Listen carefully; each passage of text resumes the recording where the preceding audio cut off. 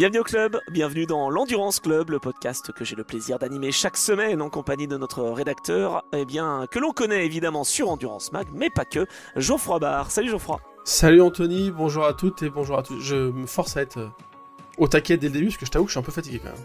Ah oui, non mais je comprends évidemment parce qu'on va revenir quand même sur une épreuve qui a duré une petite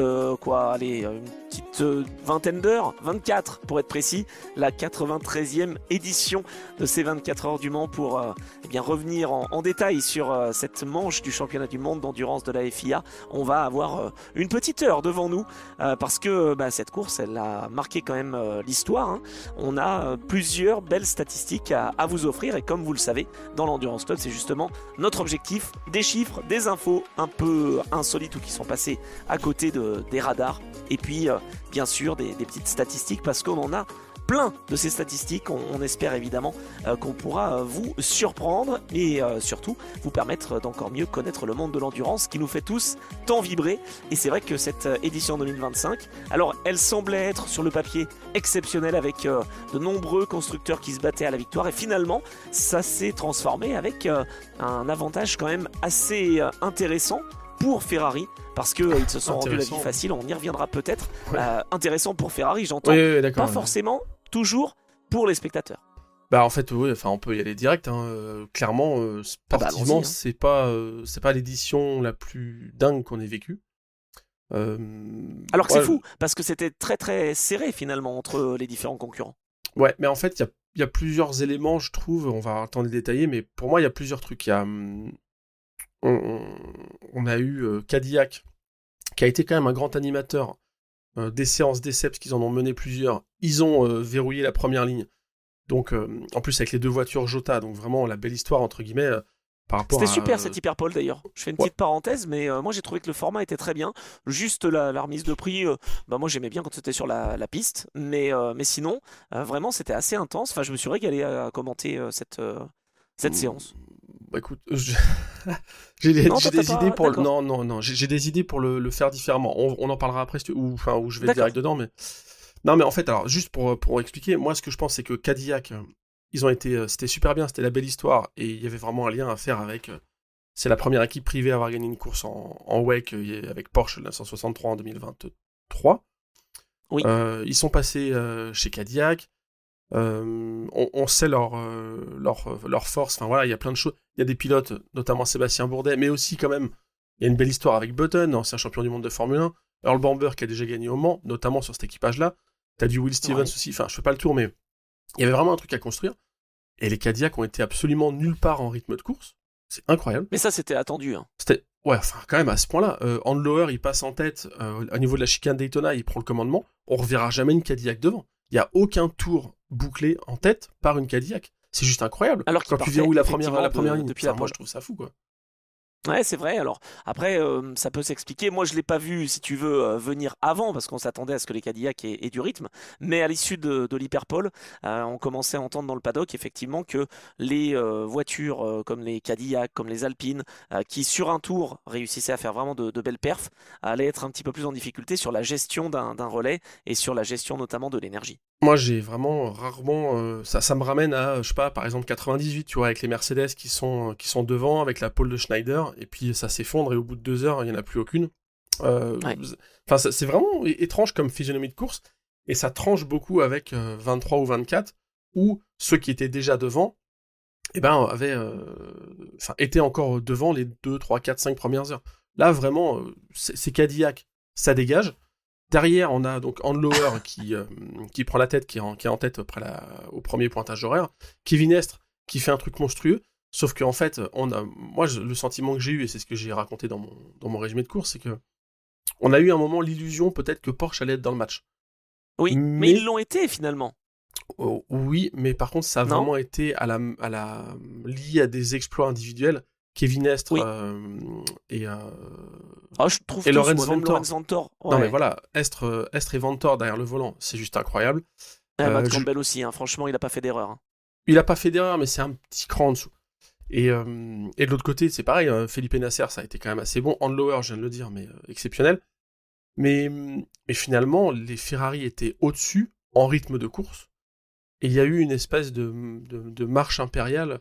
contre laquelle on pouvait rien faire. Et bah, il y a eu un tournant de course, moi je trouve, c'est le safety car à 3h15 du matin, le seul safety car de la course d'ailleurs. Ah oui, Ça a été un tournant. ça fait longtemps que c'était pas arrivé d'ailleurs. Hein. Ouais, ça a été un tournant parce que à partir de là, les pénalités que la Ferrari et notamment la 51, je crois, avait accumulées, bah du coup n'avaient plus aucun impact puisqu'on a récupéré tout le field derrière le safety. Donc en fait, toutes et les puis erreurs. en plus, tout le monde s'est recalé sur la même stratégie. Ça, Voilà. c'était dommage pour Et le à coup, partir pour le de là, spectacle, parce qu'il y avait des décalages. à partir de là, la 6 n'avait plus son avantage qu'elle avait réussi à glaner grâce un Oui. peu à la conso. Exact. Donc ça a été le point de bascule à partir duquel finalement la Porsche qui pouvait parfois prendre le commandement parce que les arrêts étaient décalés, vu que tout le monde était dans le même rythme, et en fait les Ferrari ont pu dérouler. Donc Ouais, voilà, moi j'ai été déçu sur le plan sportif parce qu'il s'est pas passé grand chose. Il y a eu peu Mais c'est ça qui est de faits de dingue. course. Attends. Peu de faits de course. Non, mais alors je suis d'accord avec toi. Mais alors finalement, quand on expliquait que c'était une édition qu'on attendait parce qu'il y avait 8 constructeurs hypercars qui pouvaient se battre pour la victoire, quand tu regardes les écarts, ça n'a jamais été aussi serré. Je trouve, même par rapport à l'année dernière, on avait 4 ou 5 voitures en 20 secondes, ce qui est rien. Et pourtant, j'ai pas vibré. Comment on l'explique ça? J'ai du mal à comprendre. En fait, C'est fou. On a vibré à la fin. Moi, honnêtement, j'ai vibré dans les Ouais. 4 dernières heures. Oui, moi C'était aussi, incroyable. la bataille était vraiment sympa. Non, en fait, je pense qu'il y a plusieurs facteurs. J'en vois deux. Le premier, c'est que Ferrari a une caisse qui est supérieure et que BOP ou pas BOP, la Ferrari, elle est juste meilleure, en fait, c'est tout, quoi. C'est quand même l'hypercar sur une base LMH, donc vraiment full maison. Enfin, je sais pas, c'est une coque carbone faite par Dallara, mais sur des plans de Ferrari. Ils ont la maîtrise intégrale de leur voiture, contrairement au LMDH où tu es quand même obligé de faire des concessions et de gérer des éléments standardisés. Ferrari, ils ont une voiture qui est dans l'ADN de Ferrari. C'est une voiture maison. Donc elle est meilleure. Et même si on veut appliquer une BOP, en fait, à un moment, la BOP, elle n'est pas faite pour que tout le monde soit dans le même dixième. La BOP, je le rappelle, j'ai l'impression de faire cette mise à jour à chaque fois, mais la BOP, elle est là pour permettre à chaque constructeur, en fonction de son matériel, d'être là où il doit être. C'est-à-dire qu'après, c'est à toi de te charger de l'exploitation et de faire au mieux, mais on est un peu comme... Non, j'allais faire un parallèle avec une époque révolue. Non, ça va être casse-gueule, on va me le reprocher. Non, mais non, ce que je veux dire, c'est que la BOP, certes, peut-être, ok, elle était favorable à Ferrari. Franchement, non, je le pense pas. C'est juste qu'ils ont une caisse qui est supérieure et qu'ils ont... Enfin voilà, elle est mieux, c'est tout.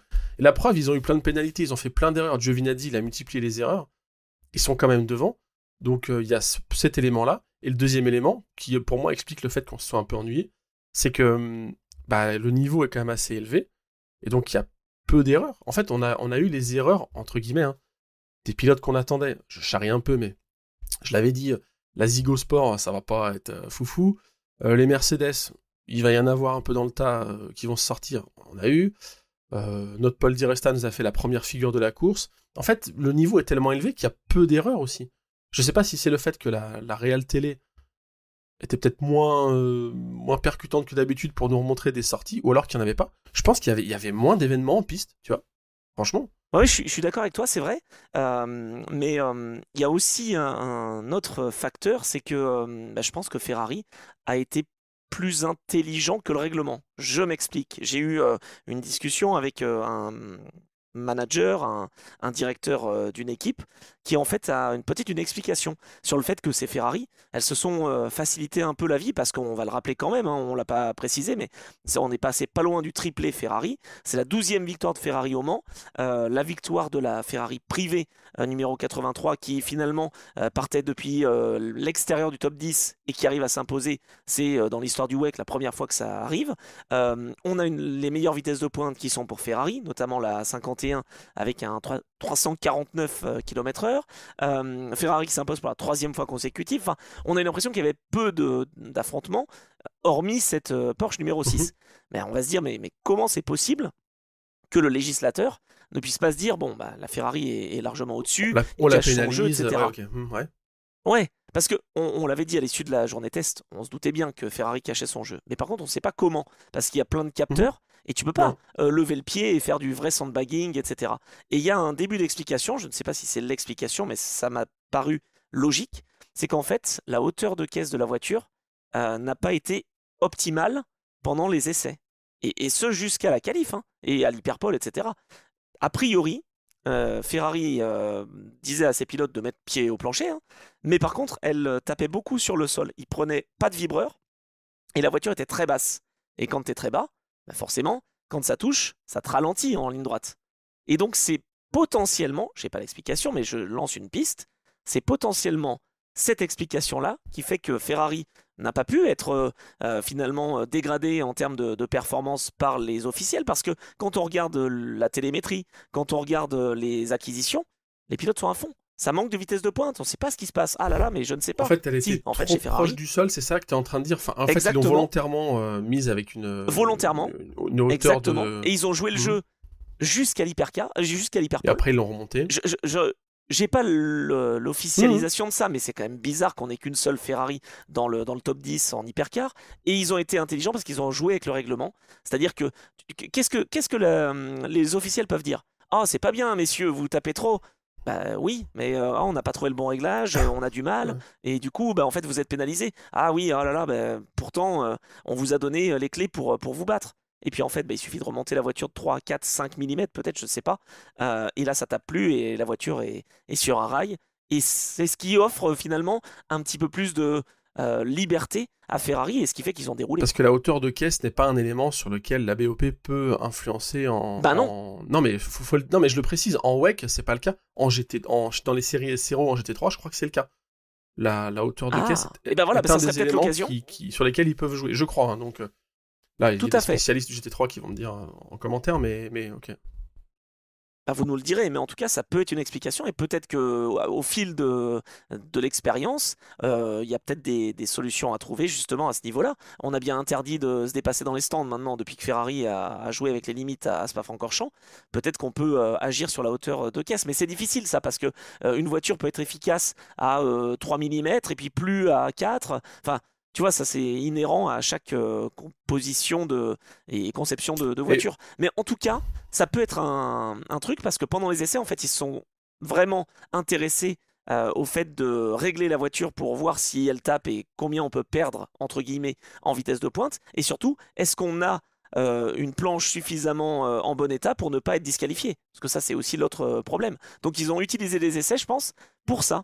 Pour voir à quel point ils pouvaient jouer avec hmm, ce phénomène. hmm. C'est ce que j'imagine, hein, c'est ce que j'estime. Parce que sinon, c'est pas possible. Pourquoi le législateur n'aurait pas dit attendez, mais Après, on va quand les même vous changements de enlever un peu de BOP puissance, etc. tardifs, les changements de BOP tardifs entre les essais et la C'est course, rare. c'est rare. Enfin, C'est arrivé avec Alpine, je crois, face à Toyota il y a ouais, quelques voilà, années. de BOP ou de certains éléments où on change les brides ou des trucs comme ça. Mais euh, Ce que je veux dire par là, c'est que Ferrari était intelligent parce qu'ils ont joué avec le règlement. C'est-à-dire que c'est limite, limite, limite. Mais d'un autre côté, voilà, on prend tous les risques pour gagner le Mans. Et ils se sont offerts une petite marge. C'est ce qu'expliquait Kevin Estre, en fait. On peut dire, ah, mais Kevin, il est frustré. Bah, je le comprends. Ils ont fait une course parfaite. Autant Matt Campbell que Lorenz Vanthoor que Kevin Estre. Ils n'ont pas mis une seule roue en dehors de la piste. Ils n'ont pas fait une seule erreur. Ils ont passé que 42 minutes au stand. Enfin, c'est vraiment mais du grand art ce qu'ils ont fait. Sauf qu'ils n'avaient pas la marge nécessaire pour remettre le petit coup de collier s'il faut. Chose que Ferrari avait. c'est exactement le constat qu'on a fait, nous, du coup, en étant observateur et en racontant la course. Nicolas, notamment, moi, je l'évoque à chaque épisode, mais parce il a une Ouais. vision, une analyse rapide des choses que j'aime bien. Nicolas Pasquale, qu'on avait reçu ici, qui était donc avec moi du côté rédaction pour le site officiel. Et à un moment, il me dit, mais Porsche, la 6 donc, il me dit, en fait, ils vont être déçus de ne pas gagner, mais en même temps, est-ce qu'ils pouvaient faire mieux? Il dit, en fait, les mecs, Non. ils ont fait la course la meilleure qu'ils pouvaient faire, dans le sens où, pas d'erreur, rythme de fou. Enfin, en fait, de toute façon, ils ne pouvaient pas faire mieux. Donc, évidemment, t'es déçu de pas gagner le Mans. Toujours, le compteur reste malheureusement bloqué pour ces trois-là, et on le sait, on adorerait avoir une victoire de Kevin Estre, notamment, parce qu'il est français, mais de Détroit, moi j'adorerais. Mais en fait, il me dit, ils vont être déçus, mais en même temps, ils ont fait le job pour lequel ils étaient là, quoi. Et puis bon, ça se termine quand même à 14 secondes, donc c'est pas non plus un écart de dingue, ils sont pas à 4 tours. Mais est-ce qu'ils pouvaient faire mieux? Je pense pas. Effectivement, alors j'avais pas cette vision, je savais pas ce truc de hauteur de caisse. Si c'est ça, c'est quand même très malin. Bah, ils ont essayé de jouer avec ce Ouais, qu'ils bah en pouvaient fait, parce que mais c'est. sinon, Mais, imaginons qu'ils lèvent l'accélérateur. Le législateur aura les données qui accélèrent à mais en fait, 80%. Donc ils vont dire, mais attendez, vous faites du si tu veux, sandbagging. c'est le même. C'est le même débat. Enfin, comment dire. Ce que tu racontes là, si c'est avéré, je pense que t'as des infos qui sont quand même sympas. ça revient à ce que je disais tout à l'heure, c'est que la Ferrari est tellement bien née qu'il faut trouver des solutions pour la freiner, en fait. C'est-à-dire que, on l'avait déjà évoqué dans l'épisode d'avant, mais non, mais c'est incroyable le travail qu'il y a de développement sur la caisse, les nombres d'éléments en carbone, d'appendices aéros qui ralentissent la voiture. Enfin, en fait, si tu veux, à la base, quand tu faisais Le Mans avant qu'il y ait cette BOP qui régisse la catégorie principale, complètement. Le but c'était d'avoir la voiture la plus efficace possible, et quand tu rajoutais un élément de carbone ou une petite dérive ou un truc de gestion de l'air, c'était pour améliorer la performance. Sur la 499P, ça fait 2 saisons au moins que ils essayent de la rendre moins efficace sur le plan aéro, parce qu'elle est déjà tellement forte, elle est déjà tellement bien, qu'il faut rester dans cette fameuse fenêtre de performance que le législateur impose. Donc en gros, ce que je veux dire, c'est que si vous la regardez en détail, il y a plein de trucs qui sont apparus, surtout en 24, qui étaient là sur la version 25. Il y a plein de trucs qui sont apparus et qui paraissent totalement contre-intuitifs si tu te places d'un point de vue purement aérodynamicien et ingénierie. Mais en fait, c'est parce que la caisse, elle est trop bien. Donc il faut... alors qu'à l'inverse, sur les LMDH, et notamment la 963, moi je trouve que ça fait un peu basique comme bagnole. C'est efficace, puisqu'on le voit, hein. Franchement, on est sur une différence assez minime. 14 secondes à l'arrivée. Il y aurait pu y avoir plus s'ils n'avaient pas multiplié les erreurs chez Ferrari, mais les voitures sont quand même relativement proches. Mais je pense que la Porsche 963, notamment la 6, elle était au taquet, là où les 499P avaient encore de la marge, comme tu dis. En fait, elle est trop bien née. Mais bon, c'est une LMH, c'est normal. Hein. Enfin, moi, ça me choque pas, en tout cas. Le résultat me choque pas. Non, moi non plus. Moi, ce qui me choque plus, tu vois, c'est que la Ferrari numéro 51 a tout fait pour perdre cette course. Tu vois, autant je disais que Toyota, les autres années, était responsable. Oui, c'est eux qui perdaient Le Mans plutôt que... Exactement, de leur perte. Là, clairement, la 51, mais ils ont fait n'importe quoi. C'est-à-dire qu'il y a eu des Pierre Guy. Il y a eu... il n'y a pas que, non. Giovinazzi aussi, avec le contact. Giovinazzi, pardon. C'est Giovinazzi, non, que je voulais dire. Non, mais Pierre Guidi aussi. Pierre Guidi rentre dans les stands, il part en tête à queue. C'est quoi ça? C'est un pilote officiel? Non, mais... je veux dire, ça peut arriver, mais non, en fait, ça doit pas arriver, quoi. Il y a eu des pénalités, il y a eu des petits errements dans les stands, on s'est un peu gêné, un safe release, c'est pas digne d'une équipe qui vise la victoire, c'est pas possible quoi. Au contraire de la 83 qui elle, pour moi, n'a pas fait beaucoup d'erreurs. Hein. Donc c'était juste sur le rythme de course, on y reviendra, mais il y a quand même 2 pilotes gold et un pilote platinum. Alors oui, le pilote platinum, il est au-dessus du lot, Kubica. Mais enfin, gagner avec 2 pilotes gold, c'est pas donné à tout le monde, quoi. Je veux dire, dans la catégorie hypercar où t'as que des platiniums. C'est vrai que dans l'histoire récente de la course, ça n'a pas dû arriver souvent. La dernière fois qu'un pilote gold s'impose, mais un seul hein, sur l'équipage, c'était 2015 quand Earl Bamber était encore que gold. Ouais.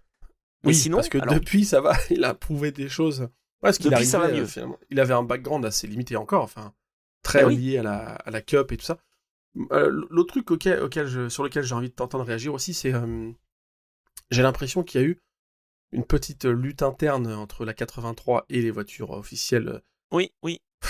Bon, tu vois, tu comprends ce que je veux dire. C'est des voitures Ferrari F Corse, mais il y en a une qui s'appelle F Corse tout court et les autres c'est Ferrari F Corse. Donc la 83 est censée ne pas être une voiture officielle. Ouais. Au final, oui, ils sont en jaune et puis les autres sont en rouge, mais c'est quand même juridiquement, c'est des structures séparées, mais on sait qu'il y a des partages de... Enfin bref, c'est un peu... pour moi, c'est les mêmes. Je veux dire, ils partagent quasiment le box. Enfin, il y a pas beaucoup de séparation. Ok, le stand Ferrari est vraiment bien délimité, mais si tu passes derrière, en fait, les deux se relient, quoi. Et ce que j'ai senti, par contre, c'est que je sais pas s'ils avaient prévu ce scénario de voir la 83 émerger devant. Je pense pas. Pourtant, il y avait des signes avant-coureurs, hein. L'année dernière, il faut se rappeler qu'avant le contact avec Dries Vanthoor notamment, c'est la 83 qui était devant, la jaune. Donc, elle menait quand elle a abandonné à 10h du matin l'année dernière. Voilà. Elle a déjà gagné une course aussi en WEC. Robert Kubica, on le découvre pas. Je veux dire, c'est pas un jeune talent, c'est pas un rookie. On sait que ça va vite. Guy Fayet, c'est pareil, il a une espèce de montée en puissance dans sa carrière qui fait qu'on sait que ça va aller vite. Bon, Phil Hanson, je l'ai trouvé moins éblouissant sur cette édition, il a fait des petites erreurs. Enfin, ça va, ça reste quand même un Top Gun. C'est pareil, hein, ça c'est je sais pas si c'est un Top Gun. Non, je dirais pas que c'est un Top Gun quand même. Oui, enfin moi, ça je va. Le trouve un peu moyen. Non. Phil Hanson, il est bon, mais si t'as pas Kubica dans la voiture, je pense que ça gagne pas, c'est tout. Ah non, mais évidemment. Mais en tout cas, je pense qu'ils avaient pas prévu ce scénario de se battre avec la 83. Et le matin, il y a quand même eu des passages en piste entre la 83 et, je sais plus si c'est la 50 ou la 51, mais où ça se bat. Eh oui. Et où Euh, Robert Kubica veut pas lâcher et ne veut pas de consigne Et d'équipe. voilà. C'est Et ça donc à aussi la partir de là, difficulté. ouais, à partir de là, tu vois, nous on était en observateur, on se dit qu'est-ce qu'ils vont faire? Est-ce qu'ils vont Ah là, dire moi, de à toute ce moment-là, façon, tu ouais, sais, vas-y. j'y ai cru. Je me suis dit, ils vont sortir et ça va être Porsche qui va gagner, hein. Ah ouais, non, Ça aurait pu non, se moi je passer comme pensais pas ça. ça. Non, mais moi, en fait, l'échange qu'on avait, plusieurs personnes disaient, de toute façon, c'est une rouge qui va gagner, ils vont pas laisser. Je dis, bah là, je pense que vous vous trompez. Il y a plein, je pense qu'ils ont plein d'intérêt à faire que ce soit la 83 qui gagne, dans le sens où ça bouclerait la boucle, c'est-à-dire qu'on a 3 éditions remportées par Ferrari, avec 3 équipages différents, avec au total 9 pilotes qui sont tous des premiers vainqueurs des 24 heures du Mans, si je dis pas de bêtises. Ouais, c'est vrai, c'est vrai. Voilà, on a une belle histoire, c'est-à-dire que Ferrari revient au Mans, au moment du centenaire, et décroche 3 victoires, et offre, entre guillemets, ouvre le palmarès de 9 pilotes. Incroyable. Bon, C'est ouais, déjà ça, arrivé ça dans parenthèse. l'histoire. D'ailleurs, avec Ferrari, si tu te souviens, 63, 64, 65, dernière fois que Ferrari gagne 3 fois consécutivement. Et à chaque fois, c'était des nouveaux vainqueurs. Alors à l'époque, ils étaient 2 par voiture, donc c'était 6 pilotes. Mais c'est quand même Hmm. rigolo. C'est-à-dire que la dernière fois qu'ils se sont imposés 3 fois consécutivement, c'était déjà avec des nouveaux duos à chaque fois. Et même un triplé. Enfin, à l'époque, dans les années 60, ils étaient habitués des triplés, voire même des quintuplés. Enfin, ça y allait très fort. Et Alors il y avait moins que de je... constructeurs aussi, hein. Ouais, c'est vrai. C'est Ce que je normal. veux dire, c'est que là, tu vois, j'ai l'impression qu'ils ont ouais, terminé un cycle. C'était la bonne façon de terminer le cycle. Parce que tu fais quoi après Ouais. sinon? Si c'est encore la 50 ou la 51 qui gagne, ça veut dire qu'il y a donc 3 pilotes qui vont avoir 2 succès. Oh, mais Tu vas avoir ça, un truc tu un peux peu même prévoir. déséquilibré. Ouais, mais tu vas avoir un truc un peu déséquilibré. Et surtout, cette 83, cette fameuse 499p autre, bah, elle est là, mais elle gagne jamais. Enfin, en fait, je pense que c'était la. Je dis pas qu'il y a eu une consigne d'équipe pour faire gagner la 83. Je le pense Ouais. pas d'ailleurs, vu la fin de course où ça a été Ouais, très j'y crois animé. pas, moi. Sauf Moi, je qu'à un pense que c'est la moment, 51 qui aurait pu gagner, qui aurait dû gagner, ouais. et ils ont tout vendangé, quoi. Sauf qu'à un moment, la 83 a émergé comme la force devant, la seule capable de tenir la Porsche, et on l'a vu, 14 secondes d'écart sur la ligne. Donc je pense qu'ils ont, bah voilà, ils ont assumé que ça soit celle-ci qui émerge en tête.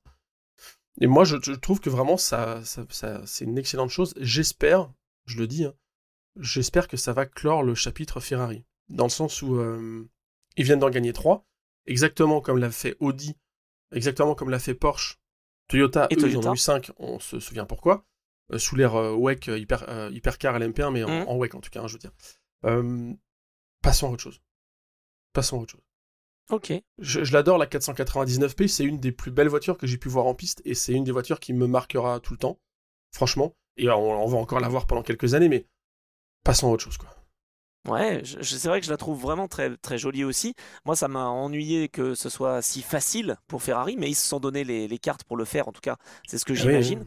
Euh, voilà, Porsche était dans le match, mais par contre, pour être dans le match, ils ont pris tous les risques en termes de stratégie. À la fin, ils ont changé que 2 pneus, alors peut-être qu'ils n'avaient pas d'autres pneumatiques, mais en tout cas, ils en changent que 2 sur l'extérieur à gauche pour la voiture de Kevin Estre. Et du coup, ils c'est ont... intelligent Ouais. parce qu'ils passent moins de temps au stand et donc ils reviennent devant la Ferrari. En termes de stratégie, honnêtement, Ferrari, là, on s'est fait la réflexion sur l'application officielle du WEC, FIAWEC.tv avec Tristan Gomondi. À un moment donné, quand on entend la radio de l'ingénieur, je crois, de la 51, on lui dit, bon, là, cet arrêt-là, on est derrière la Porsche, mais t'inquiète, au prochain arrêt, on fera 10 secondes de moins. Bah, pourquoi t'as pas fait 10 secondes de moins maintenant? Comme ça, tu serais devant. On n'a pas compris. Et donc, du coup, ils se sont mis en difficulté parce que la 51 gênait la 50 et la 50 a voulu passer. Et voilà. Et donc, pendant ce temps-là, Kevin Estre, eh bien, avec une voiture qui peut-être n'était pas la plus efficace par rapport à ses 2 adversaires, eh bien, il a pu creuser l'écart et bravo à lui parce que c'est lui qui la cherche, cette deuxième place. Et franchement, ça a été une superbe conclusion. Voilà, la victoire, la 20e victoire de Porsche, on passe à côté. Mais en tout cas, je pense que Ferrari a été un tout petit peu trop tendre, je dirais, sur les stratégies. Et ils sont toujours à être sur un fil. La 50, la 51, on respecte pas les consignes spécialement. Les pilotes veulent montrer qu'ils sont les meilleurs. C'est pas simple à gérer, hein. J'ai l'impression que cette gestion d'être les leaders, c'est un petit peu comme McLaren en Formule 1, ben, ça leur a rendu la vie difficile, quoi. Ouais, c'est pas faux. Après, Je trouve, hein. je Je sais suis pas. T'essayes de gagner partiellement. les derniers petits dixièmes alors que t'as une voiture qui est largement au rendez-vous. La 51 reprend la tête de la course et se plante dans le bac à gravier au début de la voie des stands. Enfin, je veux dire, ça, c'est quand même lunaire, ça.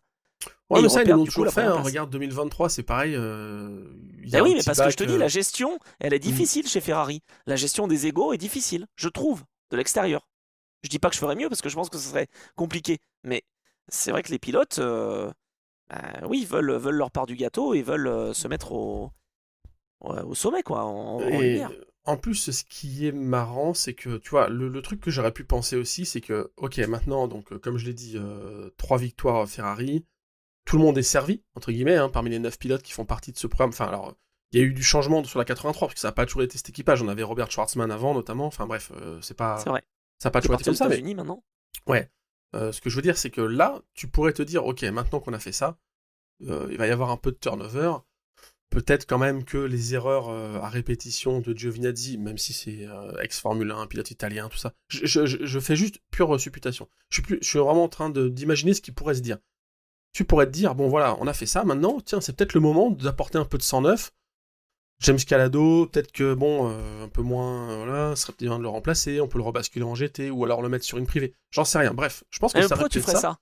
Pourquoi tu ferais ça? Parce que chez Audi, on n'a pas fait ça. On a gardé Biala, Christensen, Capello, Et ben moi j'aurais Pirot. fait ça pour justement changer un peu, ne pas rentrer dans ce train-train et justement contrer ce que tu viens de dire, ce côté égo où les mecs sont quand même en train de se battre entre eux pour être le meilleur, alors que normalement t'es plus dans une logique d'équipage. Sauf Oui, que alors, attends. ça c'est Après, moi qui pense les ça, sauf qu'ils trois, vont pas le faire. Ils vont pas le faire parce qu'ils ont déjà non. confirmé qu'ils avaient tous des contrats, des multi-year agreements, donc des contrats sur plusieurs années. Donc en fait on est Mais sur une ouais, stabilité totale quoi. mais bien sûr, mais d'un autre côté, les équipages entre eux, enfin les trois pilotes entre eux, dans la 51 et dans la 50, s'entendent très bien. Ce sont les relations entre la 51 et la 50 qui sont plus compliquées. Tu vois, Ah, et même Robert oui. Kubica, souvent dans les radios, on lui demande, on lui explique bien que, attends, là, t'es sur cette stratégie-là, tu fais ça. Et même en WEC, hein, machin, on va faire ci. Et Robert, il comprend des fois que ce sont des consignes un peu déguisées et il refuse souvent.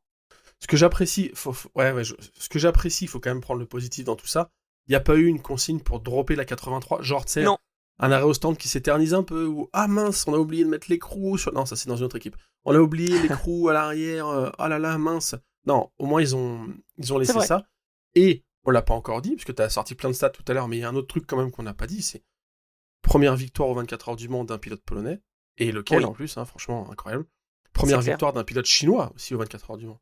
Tout à Enfin, fait. ça fait partie aussi je sais pas comment on pourrait appeler ça, mais des milestones, enfin des trucs que tu atteins. Je veux Ouais, dire, des faits marquants, ouais. l'émergence. Alors, la Pologne, je sais pas forcément si c'est un grand pays Eh ben qui là, nous, qui nous, ça va qui le nous devenir fournit. parce qu'on va Non parler mais, de l'LMP2 avec un terreau oui, en oui, pole oui. compétition qui Non gagne. mais ce que je veux dire, c'est que c'est pas forcément ce pays-là que j'attends en particulier. Robert Kubica, je trouve ça génial au regard de son histoire qui s'impose aux 24 heures du Mans.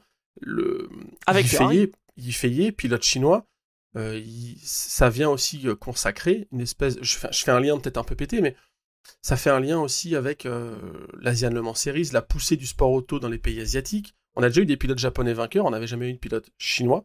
Et je sais qu'il y a eu cette volonté, c'est avec Ferrari que ça passe, mais Porsche a longtemps essayé de pousser aussi pour qu'il y ait des pilotes chinois au top niveau. Bah, Je Guy connais bien ça Fayet pour en était chez parler. Porsche Voilà, oui, c'est avant ça, de ils quitter faisaient le partie, giron exactement. Porsche pour aller chez Ferrari. Exactement, ah, mais c'est pour ça que je dis il gagne avec Ferrari, mais c'est chez Porsche où il y a eu la Cup Asia qui était vraiment un vivier de jeunes pilotes. Moi j'ai bien connu ça à l'époque, pour avoir Bien bossé un sûr. peu avec eux. Et donc cette Daryl émergence de Young aussi. Yifei, c'est Daryl Young notamment qui est un pote. Mais du coup voilà, l'émergence de Yifei, enfin la consécration de Yifei, ça c'est vraiment un aboutissement aussi d'un travail de l'ombre qu'on n'a pas forcément. Enfin nous on en parle dans l'Endurance Club parce qu'on prend ce recul, mais je trouve ça génial quoi. En plus toi tu le connais un peu plus, c'est Yifei, une histoire aussi qui est très liée à la France. Enfin Bien sûr. j'adore le côté humain de cette victoire, je l'adore après. Bah, c'est vrai, et alors là, tiens, je sais pas ce que tu vas en penser, mais j'ai échangé avec plusieurs personnes, je vais pas les nommer parce que bon, mais qui me disaient, ça y est, on attendait à fond le retour de Ferrari aux 24 heures du Mans, et au bout de 3 ans, on en a déjà marre On en qu'ils a soient là, marre. quoi. Tu vois, c'est fou quand même, non? Parce que c'est quand même mythique d'avoir Ferrari au départ des 24 heures du Mans, et on les aura encore dans le futur. C'est quand même mythique d'avoir ce constructeur qui est là, qui maintenant a donc 12 victoires, qui qui pour moi fait partie vraiment des marques liées au Mans, au même titre que Porsche. C'est génial de les avoir là. Je suis pas en train de dire qu'il faut que ça dégage. Juste la façon dont ça s'est construit, je m'attendais à tout sauf à enchaîner 3 victoires sur 3 éditions de Ferrari. Vraiment. Depuis 2023. Mais surtout, oui, 2023-2024, okay. c'est ouais. Toyota. Mais non, pas OK, c'est Toyota qui doit gagner 2023-2024. Là, cette année, ils se sont donné toutes les cartes pour gagner Ferrari. Parce qu'ils ont trouvé, voilà, effectivement, les limites du règlement. Et voilà, ils ont joué et ils ont été intelligents. Mais c'est vrai qu'on ne s'attendait pas à avoir 3 victoires de suite. Non, moi non plus. Ça, c'est sûr. Bon, je l'avais quand même cool dans l'épisode pronostic de la semaine dernière. Tu te rappelles peut-être pas, mais j'avais dit victoire au général. J'avais misé sur ou la 83, ou la 15, ou je sais plus laquelle. C'est vrai, t'as raison, je me souviens. En fait, j'avais mis une grosse cote, tu vois, volontairement, et donc, bon, on va dire un peu, je l'avais, quoi. Ah ouais, bien, parce que moi j'avais mis la 50, bon, elle est disqualifiée. Hein. Ah oui, bah voilà, tu vois. Ouais, alors elle est disqualifiée, tu peux expliquer, enfin, pour...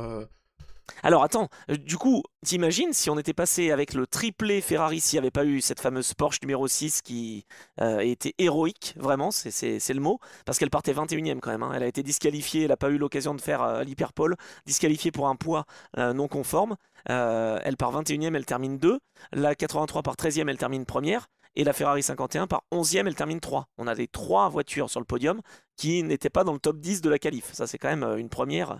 Et je suis pas sûr que ça arrive de sitôt. Et donc, preuve que la qualif ne sert pas à grand chose aux 24 heures du Mans.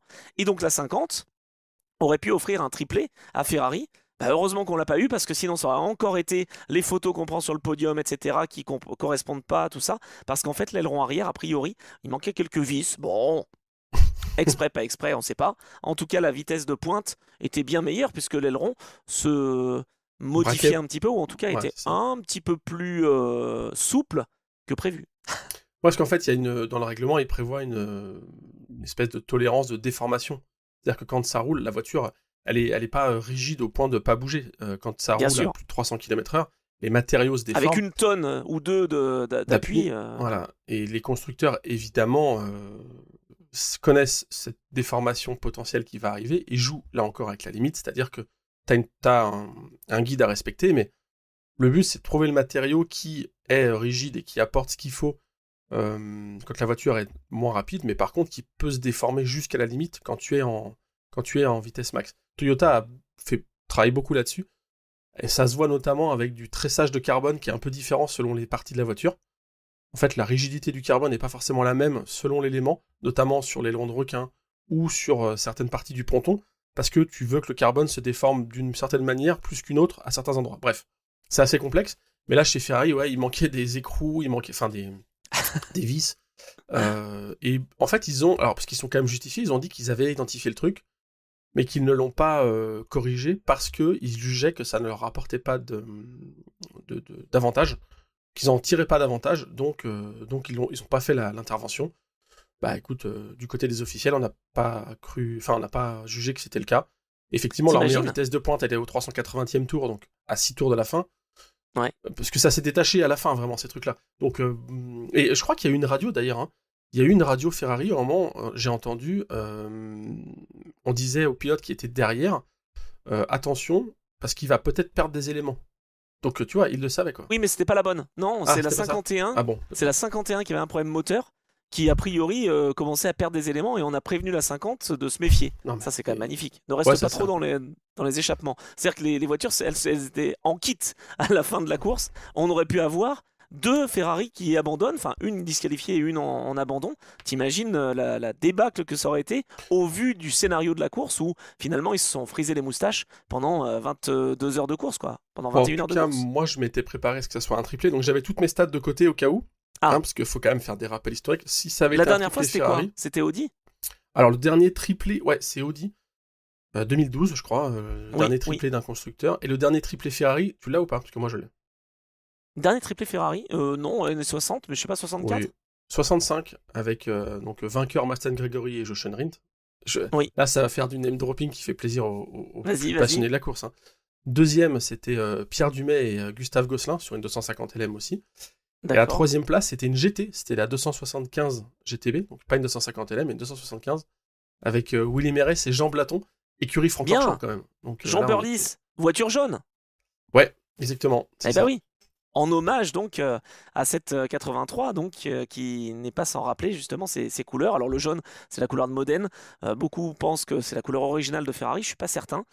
Faudrait vraiment vérifier, mais il y a des légendes urbaines qui tournent. En tout cas voilà, victoire Ferrari jaune. Donc ça tombe bien, c'est ma couleur préférée. Avec un Robert Kubica qui quand même, je voulais le préciser, a eu des gros problèmes en fin de course malgré un quintuple relais.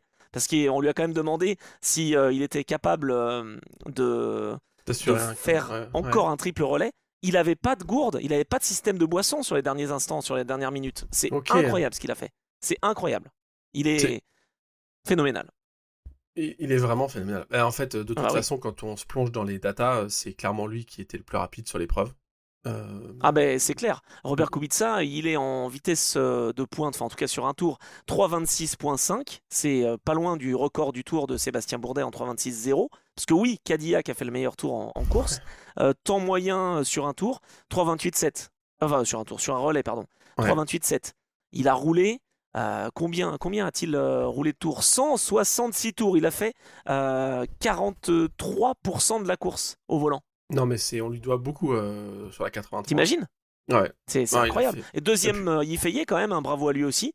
Certes, sur un tour, c'est 3,27,6, mais par contre, en relais, 3,28,8. Il est capable d'être super constant. De toute façon, c'est simple. On a sur nos indications les 6 premiers de ce B-Pilar, donc comme on appelle, qui sont des pilotes Ferrari. Il n'y a pas mhm. de secret. Par contre, chez Cadillac, bah, Alex Lynn a été vraiment solide. Chez Porsche, Lorenz Vantor et Matt Campbell ont été les plus efficaces sur les relais moyens. 3,29,0 pour Vantor et pour Campbell. Quand tu dis que Campbell n'a pas été au rendez-vous, moi je trouve qu'il a fait une super course. Et Kevin S, bah, il n'est pas aussi bien placé que ses équipiers, même s'il n'est pas très loin d'ailleurs, parce qu'il est 3,29,1. Mais parce qu'en fait, les derniers relais, il les a fait avec les Ferrari, avec deux pneus neufs et pas quatre. Ça s'explique, hein, je veux dire, il a beaucoup roulé aussi. Hein. Kevin Estre, il a fait, je crois, 37%.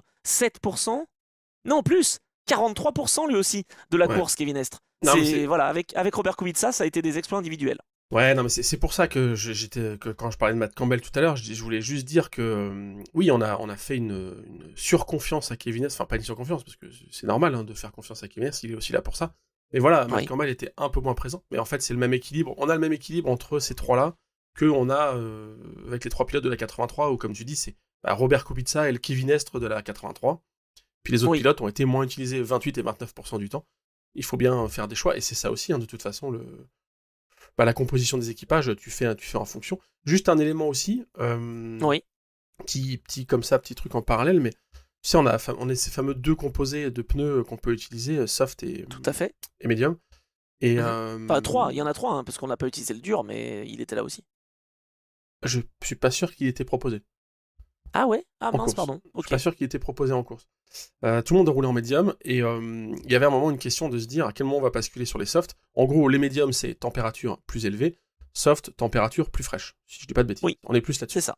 C'est pas un genre comme on avait à l'époque en Formule 1 où si tu mets des softs ils vont durer 5 tours, si tu mets des médiums ils vont faire 15 tours, et si tu mets des hard ils vont faire 40. C'est pas vraiment ça. C'est plus Non, une c'est vrai que et température ça, il faut faire le d'utilisation. switch dans la tête. Tout à Ouais, fait. ouais. C'est alors attends, c'est jusqu'à 15 degrés, je crois, Ouais, de les température de tendres. piste, ouais, ouais. 15-25, ça doit être les médiums, quelque chose comme ça.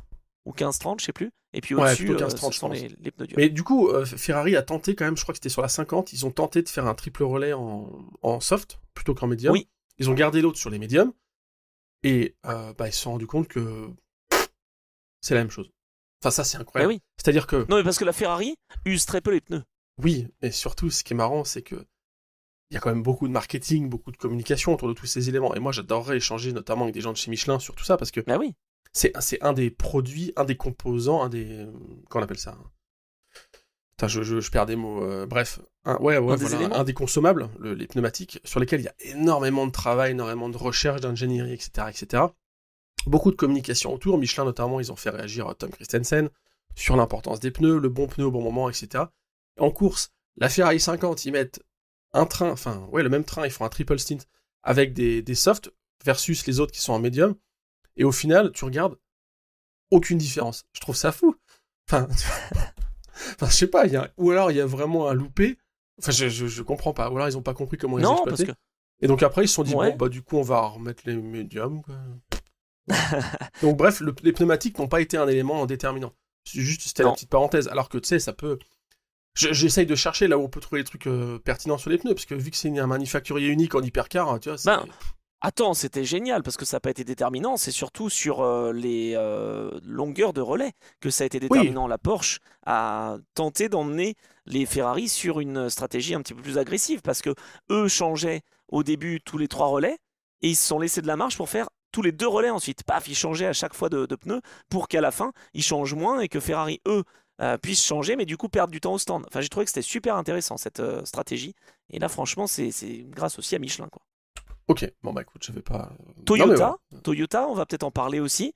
Là, c'est vraiment la grosse déception de cette édition, moi je trouve. Ils ont essayé justement au niveau des pneus de faire des petits choix intéressants avec 3 pneus médium, un pneu tendre, 3 pneus tendres, un pneu médium. Enfin, ils ont essayé de la faire fonctionner, mais j'ai l'impression qu'ils n'avaient pas les cartes en main quand même chez Toyota. On les a pas vraiment vus. Et puis la seule qu'on voyait, la numéro 8, a eu un problème mécanique, alors que finalement dans l'exécution, on le dit à chaque fois, mais elle était là, hein. Et d'ailleurs, la Toyota numéro 7 qui rendait hommage à la GT1 termine 5e alors qu'on l'a pas vu de la course, qu'à un moment donné, ils étaient 16 ou 17e. C'est incroyable. Ouais, c'est ça. On l'a pas vu de la course, rapidement à un tour, enfin rapidement, en tout cas elle a basculé à un tour, des erreurs en piste avec Kobayashi notamment. C'était une édition vraiment où ils étaient à côté, et puis finalement ça revient. C'est au train, c'est pareil, hein. Moi, je mets la Ferrari et la Toyota dans le même.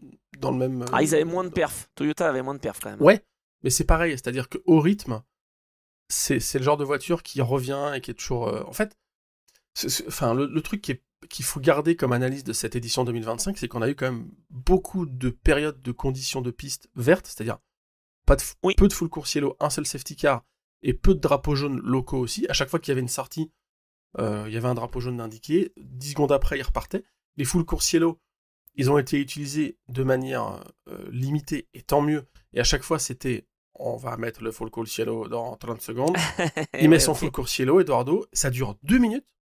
C'est-à-dire que les mecs, les commissaires, les hommes et les femmes, ils ont le temps d'intervenir, d'enlever des débris, de nettoyer un peu la piste à 3-4 endroits, et on repasse en conditions vertes. Enfin, ça a été... C'est l'opposé de 2023 ou 2024 en termes de gestion de ça, quoi.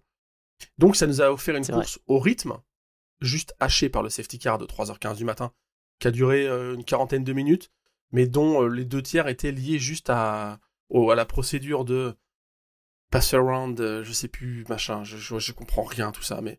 Ouais, merging, ensuite pass around, et puis ensuite on relance, quoi. Enfin, d'ailleurs, entre parenthèses, tiens, non mais attends, j'y reviens là aussi.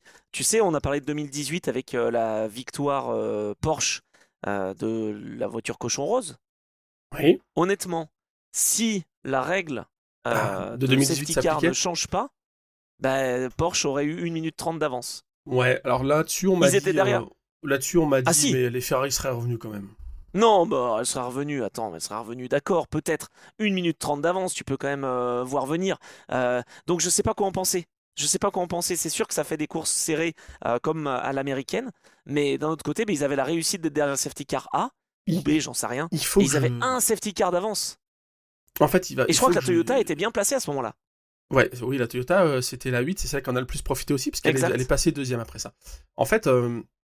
Il faudrait que je me pose un jour. Je veux dire. Il faudrait que je me pose un jour et que mon cerveau soit vraiment bien connecté. Du coup, je comprends pas. Je comprends pas ce coup de 3 safety cars et qu'après on merge tout le monde. Enfin, pourquoi on en sort 3 au début alors du coup? Ça je sais. Bon. Pour éviter que les pilotes ne soient trop rapides dans des conditions où les commissaires pourraient potentiellement intervenir et où ça peut être dangereux et ne pas créer de suraccident pour que les pilotes justement reviennent à balle sur le safety car. Ça je comprends. Maintenant, alors je sais que ça défigurait un peu la course, mais c'est comme ça que la stratégie peut aussi se faire parce que finalement la Porsche elle se retrouve derrière un safety car. Pourquoi? Parce qu'elle est décalée en stratégie. Ouais, c'est ça. Donc finalement, tous les efforts qui sont faits pendant les 8 premières heures, 9 premières heures de course... Tu peux même y aller plus, hein, c'était quasiment à mi-course, donc c'était 11 heures de course. Je sais pas quoi en penser, honnêtement, je critique pas ou je dis pas que c'est génial, je sais pas quoi en penser. Je dis juste que, factuellement, on avait le tracker justement au moment où on commentait la nuit. On peut dire que t'es parti faire un petit pipi quand même au moment du safety car ou pas? Ah bah oui. Non, mais il n'y avait pas de safety car justement. Parce que j'en pouvais plus. Et puis je reviens et j'entends que safety car, machin, etc. Et je Oh, c'est vous moi vois ça, tu galérer étais en tous train les deux. d'imiter là, c'est ça? Ah non, non, non, j'entendais Marc Arnoldi dans la nuit. Non, bah Ah, non, quand je suis sorti de la cabine, j'entendais les commentaires du circuit, évidemment. non mais oui, moi non plus. C'est pour ça que je te dis qu'il faudrait que généralement j'arrive à comprendre. En fait, il faudrait faire des versions alternatives. Si on avait eu qu'un seul safety car, qu'est-ce qui serait passé? Si on n'avait pas eu de safety car, mais qu'on avait eu un full course silo, qu'est-ce qui serait passé? Pour moi, c'est vraiment l'élément central de la course. Hein. Ce safety de Oui, après 3h15 je du dis pas mat, d'enlever les safety cars. Oui, je dis pas d'enlever les safety cars non plus, il fallait réparer la barrière qui a ouais, aussi pris beaucoup de temps après le crash de la Nielsen le symbole LMP2. glacier au tertre rouge.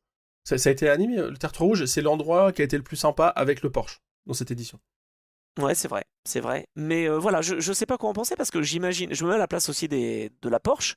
Bah, quand même, quand tu sais que tu as un avantage comme ça, c'est là où se joue la victoire. André Lauterer l'avait expliqué, je crois, aussi à un moment donné où, dans une des éditions qu'il remporte, il a la chance, oui, peut-être, mais il remet un petit coup de gaz au bon moment pour dépasser le safety car qui va sortir, qui vient de sortir, et il se met à l'abri d'un safety car, et ça permet de leur offrir une marge et donc de s'imposer. Tu vois, dans l'histoire du Mans, ça s'est joué à ces petits détails. Là, j'ai l'impression que sur les éditions maintenant hypercar actuelles, bien sûr qu'on veut le plus de voitures dans le même tour, je l'entends, mais ça change un peu la physionomie de la course. Voilà. Après, moi, tu vois, j'ai eu ce discours-là et on m'a opposé le fait que de toute façon, ça ne change rien et que les Ferrari allaient revenir au rythme. Attends, ils roulaient pas qu'à 15 secondes plus rapide, hein, les Ferrari, il faut arrêter. Hein. Non, La mais Porsche, elle était là aussi. Hein. ouais, mais bon, je pense que quand même, c'est vrai qu'ils avaient une petite supériorité. En tout Ouais, cas, ça c'est tournait vraiment une le seconde plus moment, vite. c'est le moment à 1 partir minute duquel, 30. ouais, je Attends, sais, je sais. 1 minute 30, tu les rattrapes pas comme ça. Hein. Bah, surtout que Putain, c'est ça te fait un arrêt 63 gratuit secondes. quasiment. 1 minute 30, c'est pas 63 secondes, c'est 90 secondes. Ouais, 90 secondes. et je te dis, Là, tu ça fais te fait, 90 tours hein, pour revenir à un coup d'une seconde par tour. et Tu reviens pas tout de suite. surtout, Hein. ça fait un arrêt gratuit puisque quand tu passes par les stands, donc si tu prends toute la boucle, c'est-à-dire entrée stand sortie, un arrêt ravitaillement c'est une 10, une 15 et un arrêt avec changement de pilote inclus, c'est plutôt une 25, une 30. Exactement. Donc en fait, si tu as cet avantage d'une 30, bah tu as un arrêt en plus quoi. Donc tu peux C'est par ça. exemple bah, si tu as une petite sortie de piste, un truc à changer, tu peux le faire et rester devant, garder cette track position la fameuse. Ou tu Mhm. peux même te recaler en carburant s'il faut, parce que derrière, il consomme moins. Oui, ça aurait pu être... Mais de toute façon, je te dis, pour moi, c'est ce fait de course-là. J'étais content de le vivre, parce que du coup, j'ai dormi... Moi, j'ai dormi à peu près 20 minutes, une demi-heure sur l'épreuve. Ça commence Mhm. à tirer quand même. Ouais. Hein. Plus les années passent, plus c'est compliqué de dormir peu. Ah, bah c'est Mais dur. toi, t'as Ah, pas je suis dormi, c'est d'accord. ça, je crois. Hein. Ouais, pas dormi. Bon, voilà.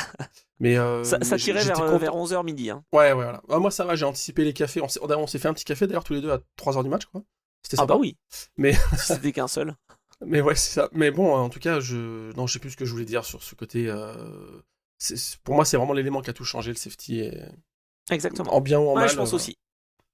Non, mais voilà, mais je sais pas. Dites-nous ce que vous en pensez, parce que moi j'ai pas non plus d'avis. Et de toute façon, ça sera toujours. Si on met un seul enfin 3 safety Oui, cars et qu'il n'y a pas de merging, on dira ah bah non, mais là on a offert la victoire à un tel. Si on met le merging, et ben ça va faire ce que je dis.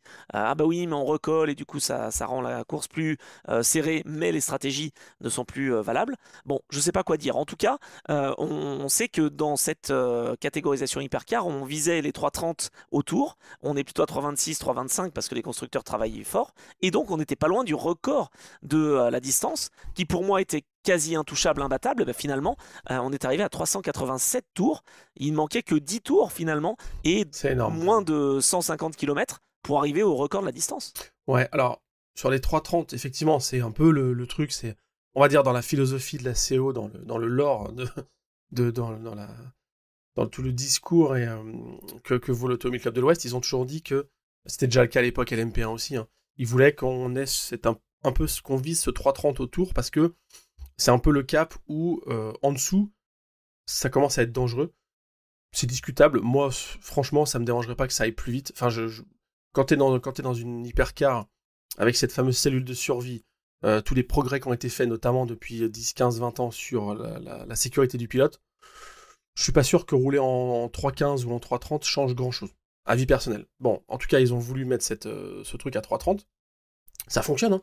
Puisque quand tu vois que l'average, donc le tour moyen de Robert Kubica, c'est 3,28 743, On est quand même pas Oui. loin de ce 3,30 et il y a quand même majoritairement plus de pilotes qui sont au-dessus des 3,30 qu'en dessous. Donc c'est un peu le point de gravitation en conditions de course. Donc sur ce coup-là, c'est réussi, je trouve. Enfin, je sais pas ce que tu C'est en vrai. penses, mais Ouais, si. après, et l'autre élément, c'était quoi? Tu disais, il visait ce 3,30 et 3,30 et puis je disais que pour moi c'était impossible de battre le record de la voilà. distance Et du coup pardon, le record de la distance. avec ça. Et bah, le record de la distance, on n'y touchera pas tant qu'on sera en hypercar avec ces performances-là. Le record de la Ah voilà, on distance, c'est s'en est approché quand même. non à 10 tours. Franchement, il n'y a pas de safety car pendant 40 minutes, imaginons que ça soit tout sous drapeau vert. Les 10 tours, tu peux peut-être Ouais. t'en rapprocher, non? Hmm, je sais Je pas. sais pas. Franchement, c'est compliqué. Il manquait donc 10 tours, comme tu dis. On a quand même battu le record de la distance en catégorie hypercar. Encore une fois, Bien sûr. je vais chercher les records où ils sont. Qui était de Ouais. 382 tours, c'était 2022 Toyota. Donc on a fait plus 5, ça c'est pas mal. Le record de la distance brute, franchement, je pense qu'il manque encore un peu. Ouais. Même en condition, même sans ce safety, je pense que c'est un peu Non, non, compliqué on n'y quand serait même. pas allé. Ouais, je Et suis en plus, d'accord. ce record C'est de un record qui va durer. 397, ce record de 397 tours, donc de 2010 au DR15, il était. Enfin, je pense qu'on aurait pu taper le 398, voire 399, je sais plus trop exactement. Parce qu'il faut quand même Hmm, savoir que c'est les Peugeot qui menaient le train jusqu'au matin. Et ça avoinait sévère, quoi. Donc c'est les vrai. Peugeot, elles avaient, je pense, peut-être pas un tour d'avance, mais au moment où ça a commencé à péter, il y avait moyen d'avoir une boucle de plus. C'est vrai. Ça, c'est pour le détail, quoi. Sur la petite anecdote. Bon, Toyota, on en a parlé rapidement. Je crois qu'on va pas s'éterniser. Malchance, un élément qui casse et la roue qui, juste Ah après ouais, l'arrêt au stand, impressionnant, ça. s'échappe. Et là, il faut faire. Ah, bah, c'est dingue. Et il faut faire un tour complet, justement, ensuite au ralenti pour Ryo Hirakawa. Enfin, voilà, ça a été une catastrophe vraiment à ce moment-là. Et puis la 7, bon, bah, voilà, qui sauve les meubles, mais qui a jamais vraiment été dans la course. Cadillac, tu l'as dit. Bon, qui est là, hein, finit quatrième finalement avec la disqualification de la Ferrari numéro 50. Donc ça a été une course intéressante. Deux voitures quand même qui partent sur casse moteur, hein. Ça, c'est pas très encourageant non plus. La Wen Taylor Racing et la Willen. Qui étaient pourtant Euh, les plus en vue au début de l'épreuve.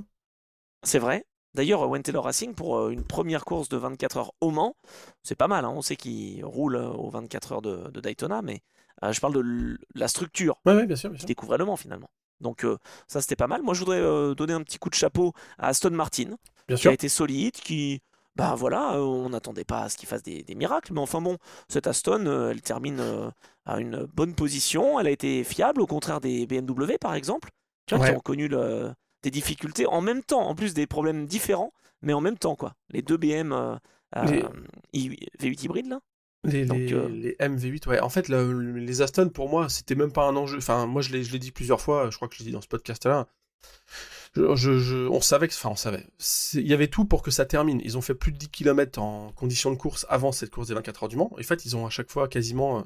Il doit y avoir un abandon peut-être, mais terminé, que ce soit les manches IMSA ou les manches WEC. Donc, ils ont accumulé de l'expérience. Le V12, c'est fiable. Hein. C'était un choix qui se faisait il y a 30 ans. C'est coupleux, c'est fiable, ça chante bien, même si c'est un peu étouffé. C'était quand même très sympa. Donc, il n'y a pas d'hybride, donc ça enlève quand même une complexité à tout ce système et ça t'évite des potentiels problèmes avec ouais, l'électronique et l'électrique embarquée. Donc, en fait, les Aston, c'était logique qu'elles finissent. Après, bah voilà. Un peu pareil que ce qu'on a dit pour Porsche. Est-ce qu'il y avait moyen de faire mieux? Franchement, je suis pas sûr. Ça termine à 4 non, boucles. Ça termine à 4 et 7 boucles. Il y a eu des soucis dès le départ. Il y a eu une crevaison notamment pour l'une d'elles. Un peu moins d'expérience peut-être dans le trafic et un peu plus de difficultés. Mais oui, voilà, les Aston, elles sont là. L'année prochaine, sauf gros gap, elles seront là aussi, quoi. Pareil, je ne m'attends pas à plus. Non, mais c'est très bien. En vrai, c'est bien. Et puis, les petits. Alors, BM, ouais, effectivement, ah des ouais. soucis. J'ai pas tout suivi ce qu'ils ont eu, Bon, mais. la fiabilité qui n'était pas là au rendez-vous. Pourtant, en termes de rythme, c'était sympa. Mais voilà, ils n'ont jamais été trop dans le match. Tout comme d'ailleurs Non. Alpine, qui pourtant a fait, moi je trouve, une bonne édition. Parce que certains sont là à taper toujours Ouais, mais sur c'est Alpine. pareil. Ils pouvaient pas faire beaucoup mieux. Hein. Non, aussi, alors il y a eu une petite sortie de piste pour la 36. Il y a eu une petite, c'était quoi, une petite pénalité ou une petite erreur pour la 35 aussi. Allez, il y avait moyen peut-être de gratter. Je sais même pas. Une place? Non, je pense pas. Non, non, t'as raison. T'as raison. C'est vrai que 9-10, c'était leur place, quoi. 9-10 ou 10-11, enfin voilà, aux portes du top 10, quoi. Parce que devant, t'as qui? Bon, en tout cas, je pense En qu'il y a fait, les il y a une Alpines. marge de progression. Non, mais les Alpines, elles se battent face au BMW, en fait. Comme l'année dernière. Face au BM, Non? ouais, il y a eu des actions en piste contre Peugeot aussi. En fait, c'est le gros péto. Enfin voilà, c'est le middle field. Ouais, mais je veux dire, derrière Ferrari, hypercar. derrière Porsche, derrière Cadillac et Toyota, quoi. Mm. Ouais, bah, c'est la ligue. C'est la seconde ligue. C'est dommage. Moi, les Alpines, je les voyais beaucoup. Mais je crois que j'avais mis, c'était ça, ma troisième voiture. C'était ou 83, ou 15, ou 36. Mais ouais, mais en rythme de course. De ce que j'ai eu bof, comme. Ouais. Ouais, de ce que j'ai eu comme retour, c'est qu'effectivement, la voiture entre la config course et la config qualif hyperpole, c'était le jour et la Ouais. nuit. Enfin, Frédéric Makowiecki, notamment, en début de course, se plaignait beaucoup du comportement en disant il n'y a pas de grip. Alors, Oui, je la reconnais pas par rapport c'est à la voiture, à mais la c'est qualif. aussi le circuit. C'est ça qu'il a dit. Ouais, exactement. C'est la voiture, mais c'est aussi le circuit, puisque en fait, eux, ils règlent la voiture, ils la font évoluer, mais je rappelle qu'il y a quand même eu 2 belles douches Oui. au Mans pendant la semaine. Il y en a eu une en début de semaine et une autre le vendredi soir, un orage. D'ailleurs, on était C'est ça, sous, c'est tous les vrai. deux. Donc, ça peut aussi nettoyer un peu la piste. C'est pas le seul élément, mais peut-être que eux aussi, ils ont fait des choix entre la qualif et la course qui ont modifié de manière un peu trop importante le comportement. Après, en termes de rythme, je pense qu'elle était là où elle devait être, l'Alpine. C'est le même constat qu'on fait depuis 2024. Il y a tellement d'hypercars qu'à un moment, il faut bien qu'il y ait quelqu'un qui Ouais, c'est ça. soit 9e, 10e. Enfin, en fait, on peut pas avoir que des numéros 1, quoi. Tu vois. Donc, Moi, je trouve qu'ils ont été bons. oui. Par exemple, il y a un certain Mick Schumacher qui place l'Alpine, si on a notre petit Ouais. B-Pilar, là, justement, notre donnée, avec un meilleur tour en 3,27,3 et surtout des temps moyens 3,29,2 sur ses relais. Moi, je dis bravo. Franchement, très C'est le solide. premier.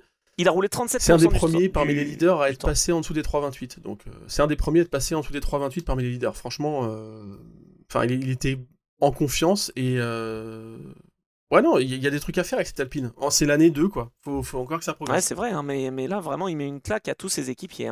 Mick Schumacher, enfin, Mhm. bravo à lui, parce Mhm. que je crois que c'est l'édition où vraiment il s'est révélé encore plus, autant en hyperpole Ouais. que dans la course. Donc, Ouais. bravo. Franchement, je tiens le souligner. Voilà, parce qu'on a beaucoup critiqué, pas nous spécialement, mais Mick Schumacher. Là, avec Jules Gounon et Fred Mako, j'ai l'impression que ça clique bien. Et puis, bah, Non, c'est solide. Paul Louchatin, Ferdinand Habsbourg et Charles Milesi, on les connaît bien aussi. Ils ont été solides, hein, tous les trois. Voilà, 9 et 10. Bon, ça reste une belle opportunité. Et puis Peugeot, aux portes du top 10. Pas Oh, grand-chose à dire, hein, ils n'avaient pas de rythme. on les a pas vus, Ouais, ouais. ouais, enfin, on est un petit peu face à Alpine, mais non, c'est compliqué quand on n'a pas les cartes en main. Est-ce que la nouvelle voiture qui, a priori, serait envisagée pourra changer les choses? L'avenir le dira. Voilà, c'est ça, exactement, tu l'as dit. C'est la rumeur, l'info, en fait, de la semaine en coulisses, quoi, où on parle, évidemment, mais oui, l'idée, ce serait de dire, bon, on va peut-être arrêter le massacre et repartir sur une nouvelle voiture. En fait, c'est tout l'un ou tout l'autre. Je pense que c'est vraiment une décision binaire qui va être prise. C'est ou on développe une nouvelle caisse et enfin on pourra jouer devant, ou on arrête tout, quoi. Enfin, pour moi, c'est Ouais, c'est ça. vrai. Alors, par contre, il n'y a pas eu de... Enfin, à aucun moment, il a été dit que Peugeot ne reviendra pas, que en fonction du résultat, il prendra une décision. Je pense qu'il se laisse peut-être le temps, mais le problème, c'est que le temps a toujours manqué chez Peugeot. C'est vrai. Enfin, je suis peut-être un peu critique, mais j'ai un peu de mal avec Peugeot et leur approche. Ils ont toujours manqué de temps et ils le rattrapent pas. Je vous rappelle que la version avec aileron est arrivée à Imola l'année dernière plutôt qu'au début de saison. T'as l'impression qu'ils sont toujours à contre-temps. Donc, à un moment, s'il faut appuyer sur le button, le Le bouton, button. s'il faut appuyer sur un Jensen button pour déclencher une nouvelle voiture, les gars, faites-le tôt. Enfin, si vous le faites maintenant, déjà, ça sera pas pour 2026, ça sera pour 2027, Ouais. j'imagine. Mais faites-le maintenant, Alors, quoi. Enfin, lancez un vrai programme de montée en puissance pendant un an et est-ce qu'il y a demi. possibilité peut-être d'aller, comme Ferrari l'a fait avec Dallara, d'aller voir, alors je vais pas dire Oreca parce qu'il commence à avoir pas mal de boulot chez Oreca, mais voilà. Chez Oreca, non, ils vont refuser, clairement. Oreca, c'est mort, tu peux pas. Ils ont annoncé le partenariat avec Ford la semaine dernière, du coup, au Ouais. moment. Ils ont déjà Genesis, donc là, ils sont à fond sur Genesis. Ouais. L'année prochaine, ils seront à fond sur Ford. S'ils en font une autre, ça sera Non, là ils vont exploser. développement en 2027 pour début 2028. Donc, pourquoi pas pour Peugeot, mais... Non, mais ce que je veux dire, c'est que est-ce qu'ils pourraient pas faire appel justement soit à Multimatic, soit parce que voilà, la Porsche est quand même pas si mal non plus, pour les accompagner. J'en sais rien. J'avoue que je me dis que ça pourrait être une possibilité pour Peugeot, quoi. Je sais pas, Multimatic, je pense qu'il faut mieux éviter. Ah, bon, d'accord. Pour la distance et puis pour les retours que j'ai eu de certains pilotes, On n'ira pas plus loin. Moins bien. Non, mais je suis d'accord avec toi, je sais pas dans quelle direction il faut aller, mais il va falloir justement. prendre des décisions. Là-dessus. Bon, en tout cas, parlons d'Oreca, justement, parce qu'en LMP2, ça a été une super bataille. Victor Oreca. On a eu, oui, Victor Oreca, c'est incroyable. Un 17. Comment on dit 17 tuplé? Ah ouais, Oui, je sais pas. ils sont 17 évidemment au départ, les LMP2. Et c'est vrai que ces Oreca 07 déjà, elles prouvent qu'elles sont fiables et qu'elles nous offrent de la Ouais. belle bataille parce que franchement, à quoi 1 heure et demie de l'arrivée, on ne savait pas qui allait pouvoir s'imposer entre Interopol Compétition, entre VD Spanish Racing, Iron Lynx Proton également, qui était là mais qui dans les dernières Ah, il a 9 toujours, ouais. minutes, a perdu un petit peu de temps. Moi, je dirais qu'il y a vraiment eu un gros duel pour la victoire en LMP2 Pro. Et voilà, encore une victoire Inter-Europol compétition. Ils ont gagné en 2023. On sait que c'était des conditions un petit peu compliquées parce qu'ils avaient été. On avait mis en doute leur intégrité. Ça avait vraiment affecté Sacha Fassbender, le patron, parce que c'est un sacré Ouais. mec et c'est un super ingé. Donc j'étais un peu déçu pour eux aussi du traitement qui leur avait été réservé. Deuxième place l'année dernière et là, nouvelle victoire pour Inter-Europol. Les Polonais se montrent et deuxième victoire pour Spikowski. Après donc 2023 avec Tom Dillman et Nicky Loli. Ils sont passés à côté de la correctionnelle quand même avec la pénalité de drive-through obtenue par Nicky Loli dans l'avant-dernier arrêt. Et ça aurait pu offrir la victoire à VDS Panis Racing. Et puis victoire de Tom Dillman qui a fait le bon choix de. C'est clair. Enfin, ouais, rapidement, mais on refait quand même l'histoire. Il était dans le programme By Coles, c'est ça, hein, enfin Van Wall, pardon. Mais on l'avait un peu oublié ce truc-là, mais il y a eu cet hypercar aussi, et il a fait le choix au lendemain du Mans de se dire, je vais arrêter, faut que j'arrête d'être dans ce truc parce que ça mène nulle part. Mieux vaut redescendre en LMP2 et essayer de se battre devant. Ouais. Plutôt que se battre contre la voiture et même contre ton management, je pense, hein, quand t'es avec Colin Colles. Donc Tom Dillman, il a pris cette décision, plusieurs échanges, aux États-Unis un test avec Inter-Europol, ça matche bien, saison appliquée après avec des victoires, avec de très belles performances et là enfin Le Mans avec eux et victoire. Enfin moi je trouve ça incroyable. Tom Dillman, il a un palmarès fou en monoplace notamment. Oui. Beaucoup de un jour faudra faire un épisode avec lui, mais de trajectoire. Il a fait beaucoup de choix de carrière et d'orientation. Ouais, il a fait beaucoup de choix de carrière et d'orientation parce qu'il était limité par le budget ou parce que ci ou parce que ça. Et à chaque fois, c'est quelqu'un, c'est pas un chasseur de primes, mais tu vois, c'est quelqu'un qui sait avoir du recul sur lui-même et prendre des décisions en se projetant dans l'avenir. Et là, récompensé quoi. Victoire au Mans. Est-ce qu'il y a une place au-dessus pour aller en hypercar? Je sais pas, mais en tout cas, il se rappelle au bon souvenir de ceux qu'il aurait peut-être oublié. On l'oublie pas, Tom Dillman, mais bravo, quoi. Moi, je suis hyper content pour lui. Évidemment, pour les autres aussi, mais c'est une super victoire. Et comme tu dis, ça rajoute une deuxième brique polonaise à cette édition 2025. Ouais, c'est vrai. Hein. Mais Tom Dillman, franchement, c'est solide parce qu'il n'avait pas gagné depuis 2015 en WEC. C'était avec Alpine d'ailleurs à Shanghai. Ça fait 3500, je sais plus combien de jours que justement Tom Dillman. Ça fait 10 ans quoi. C'était pas imposé. Ouais. À 10 ans, ça correspond donc à 3514 jours. Voilà, plus exactement. Parce qu'on veut être précis dans l'Endurance Club. Et donc, c'est le deuxième Français vainqueur en LMP2 depuis 2021 et depuis Charles Milesi, qui avait gagné en 2021. On se souvient dans quelles conditions, puisque c'était Yifeye, Robert Kubica et Louis Delettra qui étaient dans la voiture de chez WRT avec ce problème dans le dernier tour. Eh bien, Kubica, Yifeye s'impose en catégorie hypercar et en LMP2 Pro-Am, Louis Delettra s'impose. Les trois pilotes qui, en 2021, étaient les plus tristes du monde et au fond du trou, s'imposent en 2025. J'ai trouvé ça une super histoire, tu vois. Exact, j'avais pas fait le lien. Bon, team WRT, par contre, moins de victoires. Moins de victoires pour le team WRT. C'était plus dur. Mais en tout cas, édition un peu oubliée pour eux. En tout cas, en LMP2, c'était très serré. Et il y a beaucoup de Français sur ce podium LMP2. Tom Dillman, Esteban Masson, Franck Pereira, Maceo Capietto, Richard de Gerus. On est pas mal quand même sur les pilotes LMP2 Pro. Moi, je trouve que VDS Spanish Racing a été quasi irréprochable. Et malheureusement, cette suspension qui lâche à quelques minutes de l'arrivée, Esteban Masson qui tournait 15 secondes au-delà des temps habituels, en 3,55, 3,56. On n'a pas compris au début ce qui se passait. Et il a quand même rallié l'arrivée. Donc heureusement pour l'équipe VDS Spanish Racing, il y a un podium. Mais ils auraient pu tout perdre.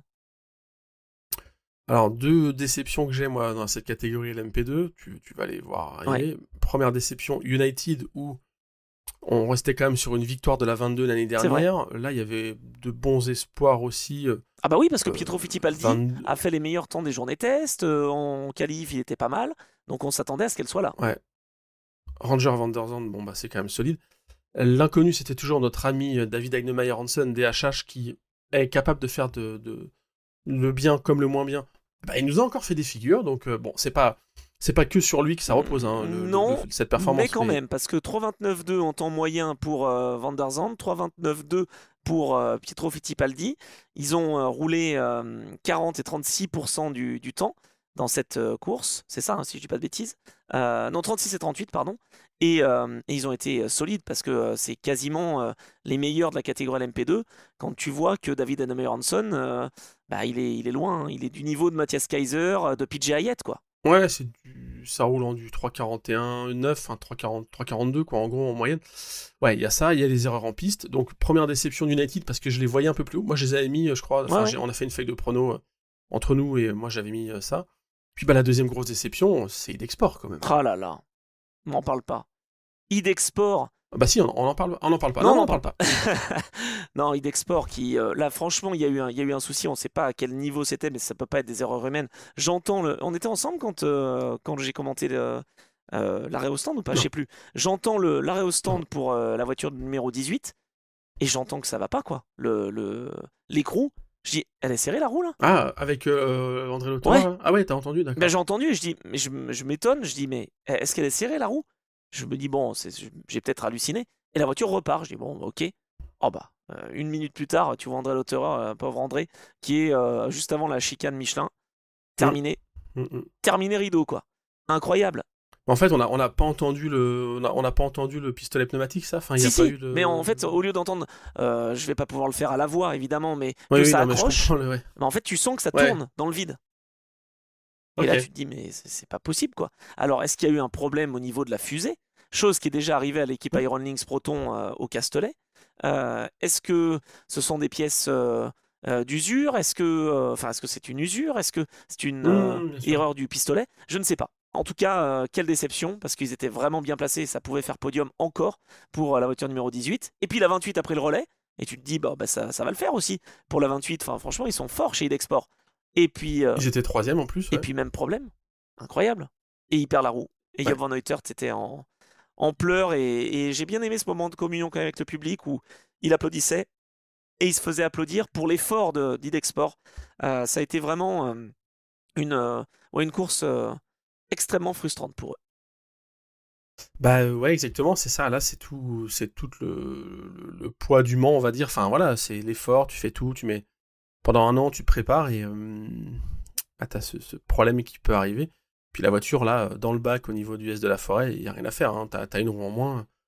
Tu peux moins... Enfin, ouais, c'est compliqué de la ramener. Donc, double abandon.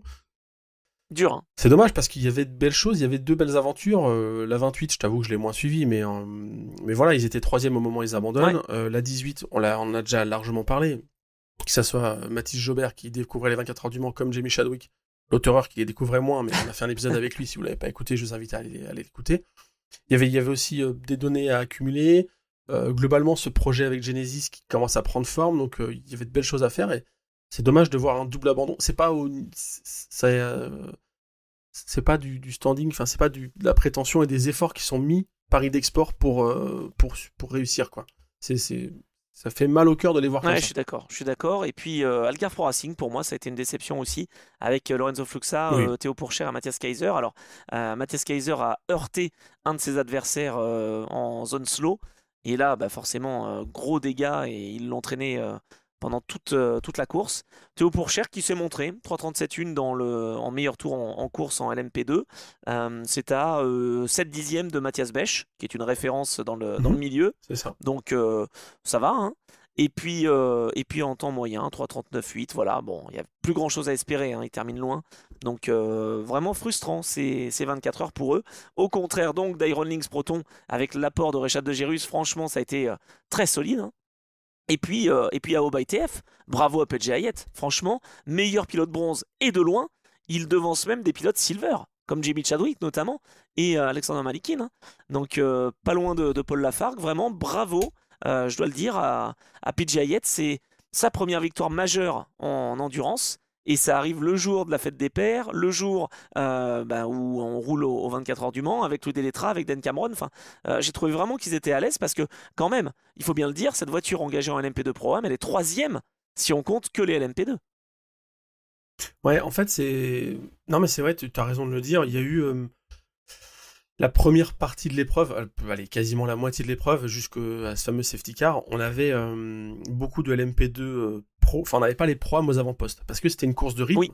Et donc, au rythme, ça dépend comment tu consommes ton temps de pilotage du pilote bronze. Mais en tout cas, il y a un moment où, quand même, les voitures qui sont emmenées par des équipages full pro ou plus haut niveau sont devant. Donc, jusqu'à la mi-course, c'était vraiment une domination des LMP2. Il n'y avait pas de Pro-Am devant. Et puis, il y a eu ce safety qui a un peu rebattu les cartes aussi dans cette catégorie finalement, puisque quand tu as ton leader qui est derrière toi, tu sais, tu peux revenir et te recaler. Donc, il y en a qui ont pu récupérer une boucle. Et puis après, il y a eu ces sorties de piste, ces incidents techniques dont on vient de parler, qui ont affecté notamment Idexport, les deux IDEC étaient en catégorie pro, hein, c'était pas en Pro-Am. Donc finalement, les Pro-Am en ont un peu profité, et celle-ci, la 199, c'est celle qu'on a le mieux profité. 3e place finale, donc voilà, ça s'explique aussi par ça.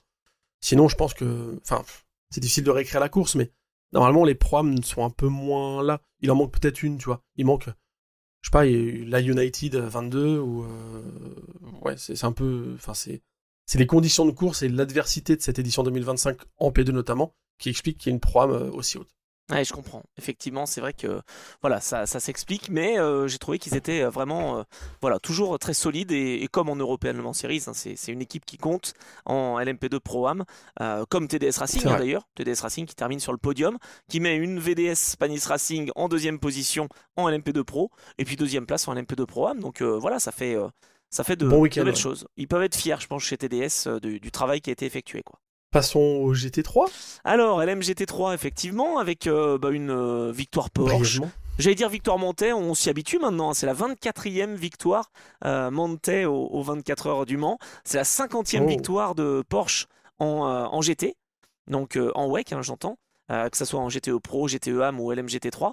Donc c'est plutôt sympa comme statistique. Et j'ai eu l'impression j'aime bien, ouais. Ouais. J'ai eu l'impression qu'ils n'étaient pas trop ennuyés en fait. Alors bon, peut-être que tu vas me dire le contraire, mais j'ai eu l'impression que c'était vraiment une course solide. Alors oui, il y avait Ferrari face à eux. Il y a eu à un moment donné aussi une Aston qui s'est mise dans la lutte. Enfin, ça a été quand même relativement serré en LMGT3, mais j'ai quand même vu que Manthey était peu menacé. Et est-ce que je t'avoue que j'ai moins suivi la course du GT3? Bah voilà, non, mais la réalisation TV faisait qu'on suivait moins le GT3 aussi. Et moins le LMP2. Les enseignements... hein, c'est vrai. Bah, le LMP2 n'a quasiment pas existé. Moi, ce que j'en retire, écoute, là vraiment, c'est la catégorie dans laquelle le rôle du bronze est le plus fort, puisque on a, enfin, comme le programme en P2, si tu veux. Du coup, on a eu des performances indives qui ont été annihilées par les performances moins bonnes d'autres pilotes. Je m'explique. Là, on a la victoire Porsche, effectivement. En 2e place, on a la Ferrari numéro 21. François Hériot, par exemple, a fait une petite figure en début d'épreuve où je me disais, waouh, ça va pas le faire. C'était beau. Truc. Finalement, il n'y a pas eu de contact, il n'y a rien eu. C'était un 360 parfait. Finalement, ça n'a pas tant affecté que ça que le résultat, parce qu'ils finissent à 33 secondes, donc ils sont pas si loin. Ouais. Mais voilà, Rovera ou Simon Mann dans la voiture, ça a déroulé avec un rythme plus élevé, donc François Hériot a fait ça, mais derrière, je l'ai pas revu à la faute et je l'ai pas revu être dans le mal. Donc finalement, la constance sur la durée de la course a payé. Voilà, il y a eu des rythmes. En fait, c'est vraiment des rythmes moins bons. Que dire, les McLaren, nulle part. Oh là là, catastrophe. Ouais. Et en plus, une des deux qui, encore une fois, comme l'année dernière, mais pas tout à fait du même côté de la piste, s'arrête, problème mécanique. Ouais, abandon et puis une non classée. Donc, édition oubliée. BMW, grosse édition de lose aussi chez WRT avec les 2 voitures qui abandonnent. Alors, on va le dire, hein, il y a eu des problèmes mécaniques sur la 46. Problème électrique avec Kelvin Van Der Linde qui est au volant. Encore une fois, Valentino Rossi n'était pas au volant, ne roulait pas. Il a fait vraiment un week-end très très solide. Il a rendu la voiture en étant en tête. Franchement, Ouais. non, mais performance solide de Rossi, hein, clairement. Ouais, franchement, Ahmad Al-Arti aussi. Et puis Kelvin Van der Ouais, Linde quand il prend le volant, problème électrique. Et donc, je pense qu'il y a eu la direction assistée qui n'a pas exactement, j'imagine fonctionné. ça.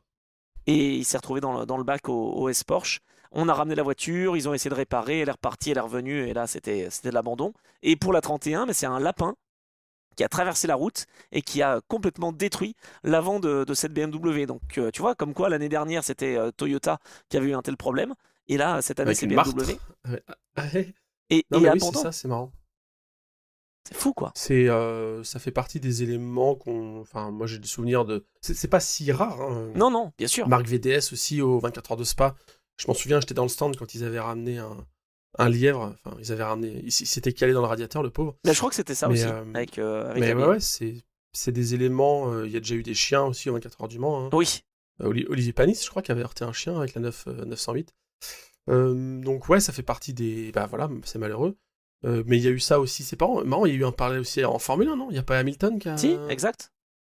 Voilà, donc... Au Canada, et- ouais, ouais. Ça fait partie aussi du jeu où on est sur des routes ouvertes. Au Canada, en Formule 1, on est sur un parc Dans un parc, voilà, bien sûr. qui est donc ouvert au public habituellement et qui là est un circuit qui est utilisé une fois de temps en temps. Donc voilà, on peut comprendre ça. C'est triste pour les animaux, effectivement. C'est triste pour Ah oui. BMW et WRT qui doivent abandonner, mais ça laisse la possibilité aux autres. Moi, j'ai juste été un petit peu déçu des Lexus. Je pensais les avoir un petit peu plus aux avant-postes. Oh, ça a été devant pendant longtemps quand même, hein. Ouais, jusqu'au crash, quoi. Il y a eu un Ouais. accident de Finn Gerzit sur la 78 et sur la 87, c'était un petit peu plus en retrait. Voilà, je dirais. Il termine à un tour de la Porsche Manthey. C'est vraiment dommage, quoi. Enfin, il y a eu un crash, il y a eu surtout la suspension qui a lâché, c'est ça, non? C'est le niveau de l'arrière, tout a lâché, quoi. Oui, oui, oui. C'est vrai que je sais pas qui de l'œuf ou de la poule a été en premier. Non, mais c'était assez généreux sur les vibreurs et sur tout ça. En parlant d'être généreux sur les vibreurs, petit point Iron Dames. Ah, Bon, j'ai- alors, non, Célia Martin, elle mangeait du vibreur un peu, hein. elle est Si, généreuse. si elle nous écoute, je l'ai beaucoup suivi. J'ai Ah, beaucoup suivi l'Iron Dames en caméra embarquée. Et c'est normal, hein, c'est une progression, c'est une première édition, il faut apprendre. Et elle a fait elle a eu, notamment, elle a roulé en 3,59 en course, donc elle a réussi à rentrer un temps en dessous des 4 minutes. Je lui avais demandé est-ce que ça allait faire partie de tes objectifs. Elle m'avait pas dit oui, elle m'avait pas dit non, mais psychologiquement, je pense que c'est important aussi quand même d'atteindre ce cap, donc bah ouais. ça a été fait en course. Ouais, un peu généreuse sur les vibreurs, mais bon, ça fait du spectacle, moi j'aime bien. Et bon, elles se font... Alors ça finit, mais elles se font sortir, elles y peuvent absolument rien. Ah, c'est clair. Course, enfin semaine à oublier, quoi, elles sont dernières classées en GT3. Donc Course à oublier voilà. parce que en Ouais. plus Mitchell Gatting se blesse lors de la journée test. Sarah Bovy vient remplacer au pied levé. Elle n'a pas été mal, hein, en termes de rythme, Sarah. Meilleur tour 3,57,5. C'est oui, aller un petit peu plus loin quand même que ce qu'a fait Mattia Drudi et José Maria Lopez, mais ce sont des pilotes Platinum en même temps. C'est vrai que il y avait du niveau quand même, hein, dans cette catégorie LMGT3. On a tendance à l'oublier, mais Richard Litz qui s'impose une nouvelle fois. Je crois que c'est la 6e victoire de Richard Litz aux 24 heures du Mans, alors que lui, il y a Ouais, 2 ans, c'est il voulait ça. arrêter. Bon, moi je crois qu'il faut qu'il continue, hein. C'est sa 19e participation. Va falloir qu'il mette les bouchées doubles encore une fois, mais c'est vrai que chez Monte, je crois que l'apport de Richard Litz et de Ricardo Pera ont fait progresser aussi Ryan Hardwick, qui a été le meilleur pilote bronze, et ça s'explique comme ça, cette victoire aussi. Ouais. Petit mot sur les Mercedes, ou pas? Petit mot, absent. Ouais, bah... Bon, de toute façon, on s'y attendait, hein, parce que Ouais. c'était pas des équipages de top niveau. Il y avait de bons pilotes, mais je veux dire, je pense à Maxime Martin, je pense à Lucas Stoltz, mais Stolz, voilà, c'est bon. on s'attendait pas à avoir des Non, trucs de si, dingue. je suis pas sympa parce que Martin Berry a fait vraiment un super travail en tant que pilote bronze. Vraiment, il a fait Ouais. ce qu'il a pu et il faut s'adapter à cette Mercedes qui, en ELMS, est très efficace pour le coup. Ouais, bon là, en tout cas, il y en a une qui s'est mise au tas dès le départ, hein, dès les essais libres. Donc il y a eu un changement de châssis, c'était Ouais, sur la la 63. 3, c'est ça, la famille Grove. Voilà, donc bon, 61, 63 finissent. Ça m'a fait plaisir de les voir en piste. Bah, ils ont terminé, Enfin, ouais. Bon, loin, mais ils ont terminé. Ouais, il y a de l'expérience qui s'accumule. Bon, voilà, on s'attendait à mieux. Il y a eu beaucoup, un peu comme dans d'autres équipes, mais tu vois, il y a eu beaucoup de marketing, la livrée, donc les voitures Bien étaient sûr. peintes, et c'était pas un covering, mais elles ont été peintes de la même teinte que la Sauber C9 qui a gagné en 89. évocation du passé, machin. J'ai adoré tout ça parce que c'est pas un secret de dire que je suis fan de Mercedes et de. Ah oui. Enfin, je suis fan de plein de marques, de plein d'époques, mais évidemment, Mercedes au Mans, c'était génial. Je trouve ça dommage que ça se soit fait dans ces conditions avec des équipages clairement qui visaient pas grand-chose. Non. J'espère que ça va être une première marche sur laquelle bâtir quelque chose de plus solide pour 2026, parce que vraiment, moi j'attends beaucoup de ces Mercedes. Elles sont quand même très à l'aise. Enfin, Mais oui. en piste, Attends, quand tu vois piste, le temps. tu vois que ça. Ouais, les changements de cap, les zones de freinage. 3,56 pour Maxime Martin, avec une voiture qui, en termes de balance de performance, était pas forcément aidée parce que elle arrive, Bien sûr, et c'est c'est la normal. première saison, ouais. Donc 3,56,6 quand tu sais que devant ça tourne en 3,55,8, 3,55,7. Moi je trouve que c'est quand même beau parce que c'est du temps des Ferrari et des Aston Martin. Et puis Lucas Stolz qui tourne en 3,57,3 avec cette voiture qui devait s'adapter aussi au pilotage de bronze et de pilotes moins expérimentés, la famille Grove. Il est capable de faire des miracles quand même, hein. Il a quasiment roulé 43% du temps. Euh, le pilote allemand, donc Lucas Stolz. Voilà, les pilotes maison Mercedes ont fait le travail, je dirais. Ouais, après, de toute façon, dans l'état actuel des choses, la catégorie LMGT3 ne permet pas d'avoir un équipage Non, tout à fait. full officiel, full usine.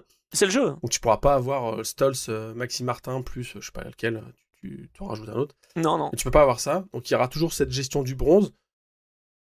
Chez Iron Lynx, j'ai toujours un peu de mal à comprendre la direction qui est prise, puisque du coup, Iron Lynx n'a plus la gestion de la Porsche Iron Dames. Non, parce que c'est En tout cas, monté ouais, c'est monté en WEC. WEC. En ELMS, je crois que c'est pas le cas. En ES, C'est c'est encore avec Iron. Proton que ça se passe. Ouais, enfin bref, c'est compliqué, je sais pas trop ce qui se passe. J'espère qu'on va y voir plus clair et que ce programme Mercedes, il y a un backup Mercedes officiel, hein, parce qu'ils ont communiqué sur leur compte, sur les réseaux sociaux, cette livrée, etc., c'est quand même partie de l'histoire. Petite précision aussi, tu le sais très bien, mais les 3 châssis qui étaient engagés au départ sont 3 châssis, c'est des one-off, quoi, c'est-à-dire Ouais, que unique. Ouais. elles n'ont pas fait d'autres courses avant, bon, sauf là, du coup, sauf celle qui s'est crashée avec la 63 qui du coup a été changée pour la course, mais en tout cas, à la base, les 3 châssis étaient vraiment neufs dans le papier, comme on dit, et n'allaient faire que cette course, et sont déjà vendus pour des clients, pour les mettre ou au musée, ou dans des collections, mais il y a vraiment ce côté, tu vois, l'importance du Mans et de Mercedes, donc c'est bien. Maintenant, sportivement, 2026, on attend mieux, quoi. Ah oui, c'est sûr, c'est sûr. Mais voilà, en tout cas, il y a beaucoup de, comment on dit, d'adversité en LMGT3. Donc voilà, on peut comprendre que les places sont chères et que, comme tu disais en hypercar, se placer dans le top 10, déjà, c'est une Bien sûr. performance, hein. Ouais. Moi, ce que Donc, je voulais 5 marques souligner. différentes aux 5 premières places, quand même. Merci, Ouais. voilà, c'est exactement ce que je voulais Ah bah souligner. voilà. Donc tu m'enlèves les mots de la bouche. Ouais, je trouve que c'est très solide et encore, on aurait pu avoir potentiellement, c'est vrai, voilà, un autre constructeur qui s'invite à la fête. En plus de Porsche, de Ferrari, de Chevrolet, d'Aston et de Lexus, on aurait pu avoir BMW parce qu'ils étaient clairement dans le match, hein. Ah, tu zappes directement Ford, quoi. Bah Ford, ils étaient pas trop dans le coup, si. Non, restez moi là, c'est vrai. Non, restez moi là. Il y avait podium l'année dernière, hein. Là, ils étaient pas là, effectivement. Non, là, ils étaient plus en difficulté. Une voiture qui tout de suite se crache au tertre rouge après quelques minutes seulement. Ça a été une édition difficile pour Ford et C'est pour vrai. Proton globalement, parce que la 963 exploitée par cette équipe n'a jamais trop joué les avant-postes. Il y a quand même LMP2 Pro où ça a été solide et heureusement, il faut un podium quand même avec Binder, Roda et Viscal. Voilà, fallait quand même le préciser et le souligner pour Proton Compétition. Est-ce qu'on a été complet? Yes. Je pense. On a essayé, je pense qu'on a fait un épisode long, oui, effectivement. Mais bon, il s'est passé tellement de choses en même Il va temps falloir dans cette conclure. course. Il s'agit de conclure, Anthony. Il s'agirait de conclure maintenant. Bon, on va passer à quel est ton actu alors? Ah, bon, là, moi, j'ai tranquille, hein, pendant un an, je fais rien d'autre, hein. Ah non, mais non, c'est pas vrai. Non, si, repos, oui. Alors, mon actu. Bah, moi, j'ai le regard personnellement tourné vers Imola Classic. Alors, vous allez me dire, oula. Ouais, non, parce que c'est mon prochain déplacement, on va dire. Oui, mais là, c'est en, Ouais, c'est ça en te fait juillet. marrer, ouais. Ouais, c'est en juillet, c'est 25, 23, 24, 25 juillet, un truc comme ça. Où je serai là-bas pour les commentaires, pour Peter Otto. Donc, c'est le prochain truc que je prépare, entre guillemets. Ouais. Mais évidemment, ce week-end, il y a le Nürburgring, après, il y a les 24 heures de Spa. Donc, évidemment, je vais regarder, mais voilà, j'ai clairement moins d'application dans ces courses comparé aux 24 heures du Mans, où j'ai bossé pendant 10 jours avec la CO, et où, voilà, faut s'en remettre un petit peu. je t'avoue que tu sais, t'accumules la fatigue, mais t'as quand même l'énergie, l'adrénaline qui est là. Donc, par contre, quand tu reviens chez toi, moi, je lâche un peu. Toi, t'es dans un rythme toujours élevé toute l'année, mais moi, c'est moins mon cas. Donc là, je me repose un peu. Mais ouais, j'ai des trucs sur le feu. J'ai plein, on va dire, de side projects. Je serai pas au Mans classique, mais j'ai plein de side projects sur l'endurance et notamment l'historique. Peter Otto a fait des annonces assez sympas sur la création de nouveaux championnats. Ouais. Ils vont notamment faire un championnat qui va être dédié aux prototypes des années 2010. Enfin, vraiment un truc qui succède à l'ERL en termes de temporalité. Ils ont aussi annoncé une série pour les GT3. Donc c'est des choses qui vont se mettre en place, sur lesquelles il y a peut-être un peu de boulot, et moi je vais peut-être pouvoir aussi apporter quelque chose, notamment aux commentaires, je sais pas, on en a pas discuté, mais ça pourrait se faire. Donc voilà, je vais aller dans cette direction-là. Mais oui, je vais regarder les 24 heures du Nürburgring dès ce week-end, j'ai hâte de voir ça. C'est juste que le rapprochement entre le triple header, hein, Le Mans, Nürburgring, Spa, moi j'ai mis toute mon énergie dans les 24 heures du Mans. Donc, bah oui. Les autres, je vais les consommer à la télé, etc. Mais ouais, je suis moins hype par ces courses-là. Ouais, j'imagine, effectivement. Mais par contre, il y a un truc qui est complètement dingue, hein, c'est qu'il y a encore 2 courses de 24 heures qui s'enchaînent pour les pilotes. Là, ce week-end, ça sera les 24 heures du Nürburgring. Et puis le week-end d'après, ça sera les 24 heures de Spa. Donc c'est vrai qu'on reviendra sur les 24 heures du Nürburgring d'ailleurs, hein, Geoffroy. Ouais, Ça sera la semaine prochaine. Et puis on présentera aussi les 24 heures de Spa, quand même. Voilà, des épreuves de 24 heures. Il y a des pilotes qui vont faire les 3, Je crois qu'il y j'imagine. en a Donc 11. on ira chercher ces genres de stats, quoi. Exactement. Ouais. On les citera, on verra un petit peu leurs résultats et voir qui a la meilleure chance de bien figurer aux 24 heures de Spa, suite au Mans et au Nürburgring évidemment. Donc voilà un petit peu le projet. Et puis, Toi, c'est quoi ton actu du coup alors? bah voilà, de mon côté, moi, je continue comme je peux d'enchaîner les différentes missions. Là, je vais m'en aller en fin de semaine à Nogaro pour commenter du camion, deuxième manche du championnat de France. Voilà, donc pas de Nürburgring pour moi aux commentaires, pas de 6 heures de Watkins Glen non plus. On fera un épisode aussi sur l'IMSA, je pense que ça vous plaît aussi. Et comme ça sera intéressant de revenir peut-être sur les courses qui ont eu lieu depuis Sebring, où on avait fait un Ouais, épisode. Ouais, on avait fait ça l'année dernière, je crois aussi. Ouais, exactement. On rattrape l'IMSA, quoi. Ouais, ça peut être intéressant. Bon, ça peut être sympa. Peut-être en été, voilà, on s'arrêtera certainement en août et on reprendra avant le LMS. Mais Merci. tu vois, de rien, de rien. Mais voilà, en tout cas, moi, je suis parti à Nogaro ce week-end et je vais essayer, voilà, de faire quelques petites vidéos, quelques petites stories, etc. Mais ouais, ça va être une bonne ambiance et c'est toujours un plaisir de retrouver le circuit de Nogaro, le circuit Polar Maniac, qui est dirigé par les équipes de Caroline Diviès. Donc voilà, très content de pouvoir enchaîner avec Nogaro après Le Mans. Bon, est-ce qu'on peut terminer par un petit remerciement pour tous les gens qui nous ont suivis pendant la semaine du Mans, parce que Bien sûr. on a envoyé les balles quand même cette semaine entre l'épisode preview, l'épisode Avec André. Échange avec André. On a eu aussi après l'épisode nos pronostics, et puis là on envoie l'épisode review, donc sur une période de 10 jours on va dire, il y a eu 4 épisodes, et vous avez été nombreux à nous suivre, donc ça fait vraiment plaisir. On a pété nos stats, on va dire, sur YouTube et sur les plateformes d'écoute par rapport à d'habitude. Bon bah c'est normal, c'est la semaine du Mans, donc c'est assez logique. Sûr. On va bientôt atteindre ce cap, je le dis, des 500 abonnés sur YouTube. Donc si vous nous écoutez sur YouTube, ou même si vous le saviez pas, mais on est aussi présent sur YouTube qu'en audio. Mais bon, on est présent sur YouTube pour l'instant. N'hésitez pas à aller vous abonner, comme ça vous avez la notif quand la vidéo sort, vous serez parmi les premiers. On met les épisodes en première, c'est-à-dire que on le publie à une date, souvent ça va tomber le mercredi ou quelque chose comme ça. Et moi je préviens à l'avance, donc ça va être mercredi à 17h. Et comme ça, quand il y a la première diffusion, quand on peut découvrir l'épisode, souvent je suis là et on peut échanger. Donc vous étiez plusieurs, on réagit en live par rapport à ce que je dis, par rapport à ce qu'Anthony dit. On peut avoir des interactions, donc ça c'est assez cool. C'est une habitude que j'ai pris, donc voilà. N'hésitez pas à vous abonner sur YouTube. Ça nous pousse pas mal. L'algorithme nous a poussé parce que on fait de belles choses, évidemment. Mais aussi parce que c'était les 24 heures du Mans. Bien sûr. Là, on va rentrer dans une période un peu plus creuse, évidemment, en rapport avec l'endurance. Donc voilà. On va votre soutien est important. Oui, c'est vrai que votre soutien est important. De faire des commentaires et de mettre 5 étoiles, par exemple, c'est fantastique pour nous aussi. Même si nous, ce qui est fantastique, c'est surtout bien déjà de ma Toyota et on fera les stickers. Hein. Je vous le dis, on nous les a demandé les stickers, hein, Geoffroy. Donc on va faire Endurance Club est fantastique. Ça va être le premier des stickers qu'on va pouvoir distribuer. Et non, surtout ce qui est fantastique, c'est de pouvoir échanger avec vous. C'est ça qui est bien, d'avoir des commentaires sur voilà, le chat YouTube ou en tout cas les commentaires en dessous de la vidéo. Moi, j'ai toujours pas la possibilité de commenter sur Spotify, même si certains auditeurs Ouais. m'ont dit que c'était possible. Moi, en tout cas, sur mon Ouais. téléphone, ce n'est pas possible. Ok. Mais en tout cas, n'hésitez pas à réagir. Sur Apple Podcast également. Enfin voilà, bref, sur toutes les plateformes. On vous remercie du fond du cœur parce qu'on a passé vraiment 10 jours de folie et on a pu partager avec vous et c'était vraiment très sympa. Et voilà, on est toujours motivé évidemment pour la suite de l'Endurance Club. Ah mais carrément.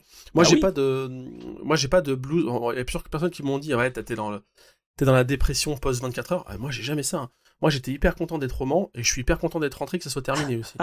Donc non mais c'est vrai. Moi je suis pas en mode oh, non c'était trop bien. Il va falloir attendre un an pour y retourner. Moi je suis hyper content de faire d'autres trucs et puis je veux progressivement il va y avoir une remontée en pression et un petit build-up avant le Mans l'année prochaine. Mais bien on a le sûr. temps de vivre d'autres choses. Hein. Ah bah oui, ça c'est sûr. Non, parce que aussi, voilà, cette épreuve était pas forcément, à part dans les dernières heures, et que c'était génial de vivre ça, mais voilà, c'était pas l'épreuve que l'on va Ouais. retenir et qui est l'épreuve de la décennie, quoi. Voilà, tout simplement. Je Voilà. pense que c'est C'est ça ça. qui aide aussi à ce qu'on n'ait pas le blues d'après course, pardon. Mais c'est vrai que bah, moi, ça me plaît à chaque fois quand on a l'occasion de se retrouver à la fois sur les fan zones ou sur le paddock. C'est vrai que c'est toujours sympa de voir les amis, voilà, la famille de l'Endurance Club, justement. Voilà, si vous faites partie du club, si vous voulez en tout cas faire partie du club, eh bien n'hésitez pas. Vous le savez, c'est toutes les semaines que l'on se retrouve sur les plateformes, sur YouTube, Geoffroy vous l'a dit, pour l'Endurance Club. Salut à tous, très très bonne semaine et on se retrouve très vite pour faire justement un petit récap des 24 heures du Nürburgring et présenter les 24 heures de Spa, si ça te va, mon cher Geoffroy, évidemment. Eh ben ça me va parfaitement. Bon, très bien. Eh ben merci beaucoup et puis merci à vous toutes et tous et à la semaine prochaine. Salut.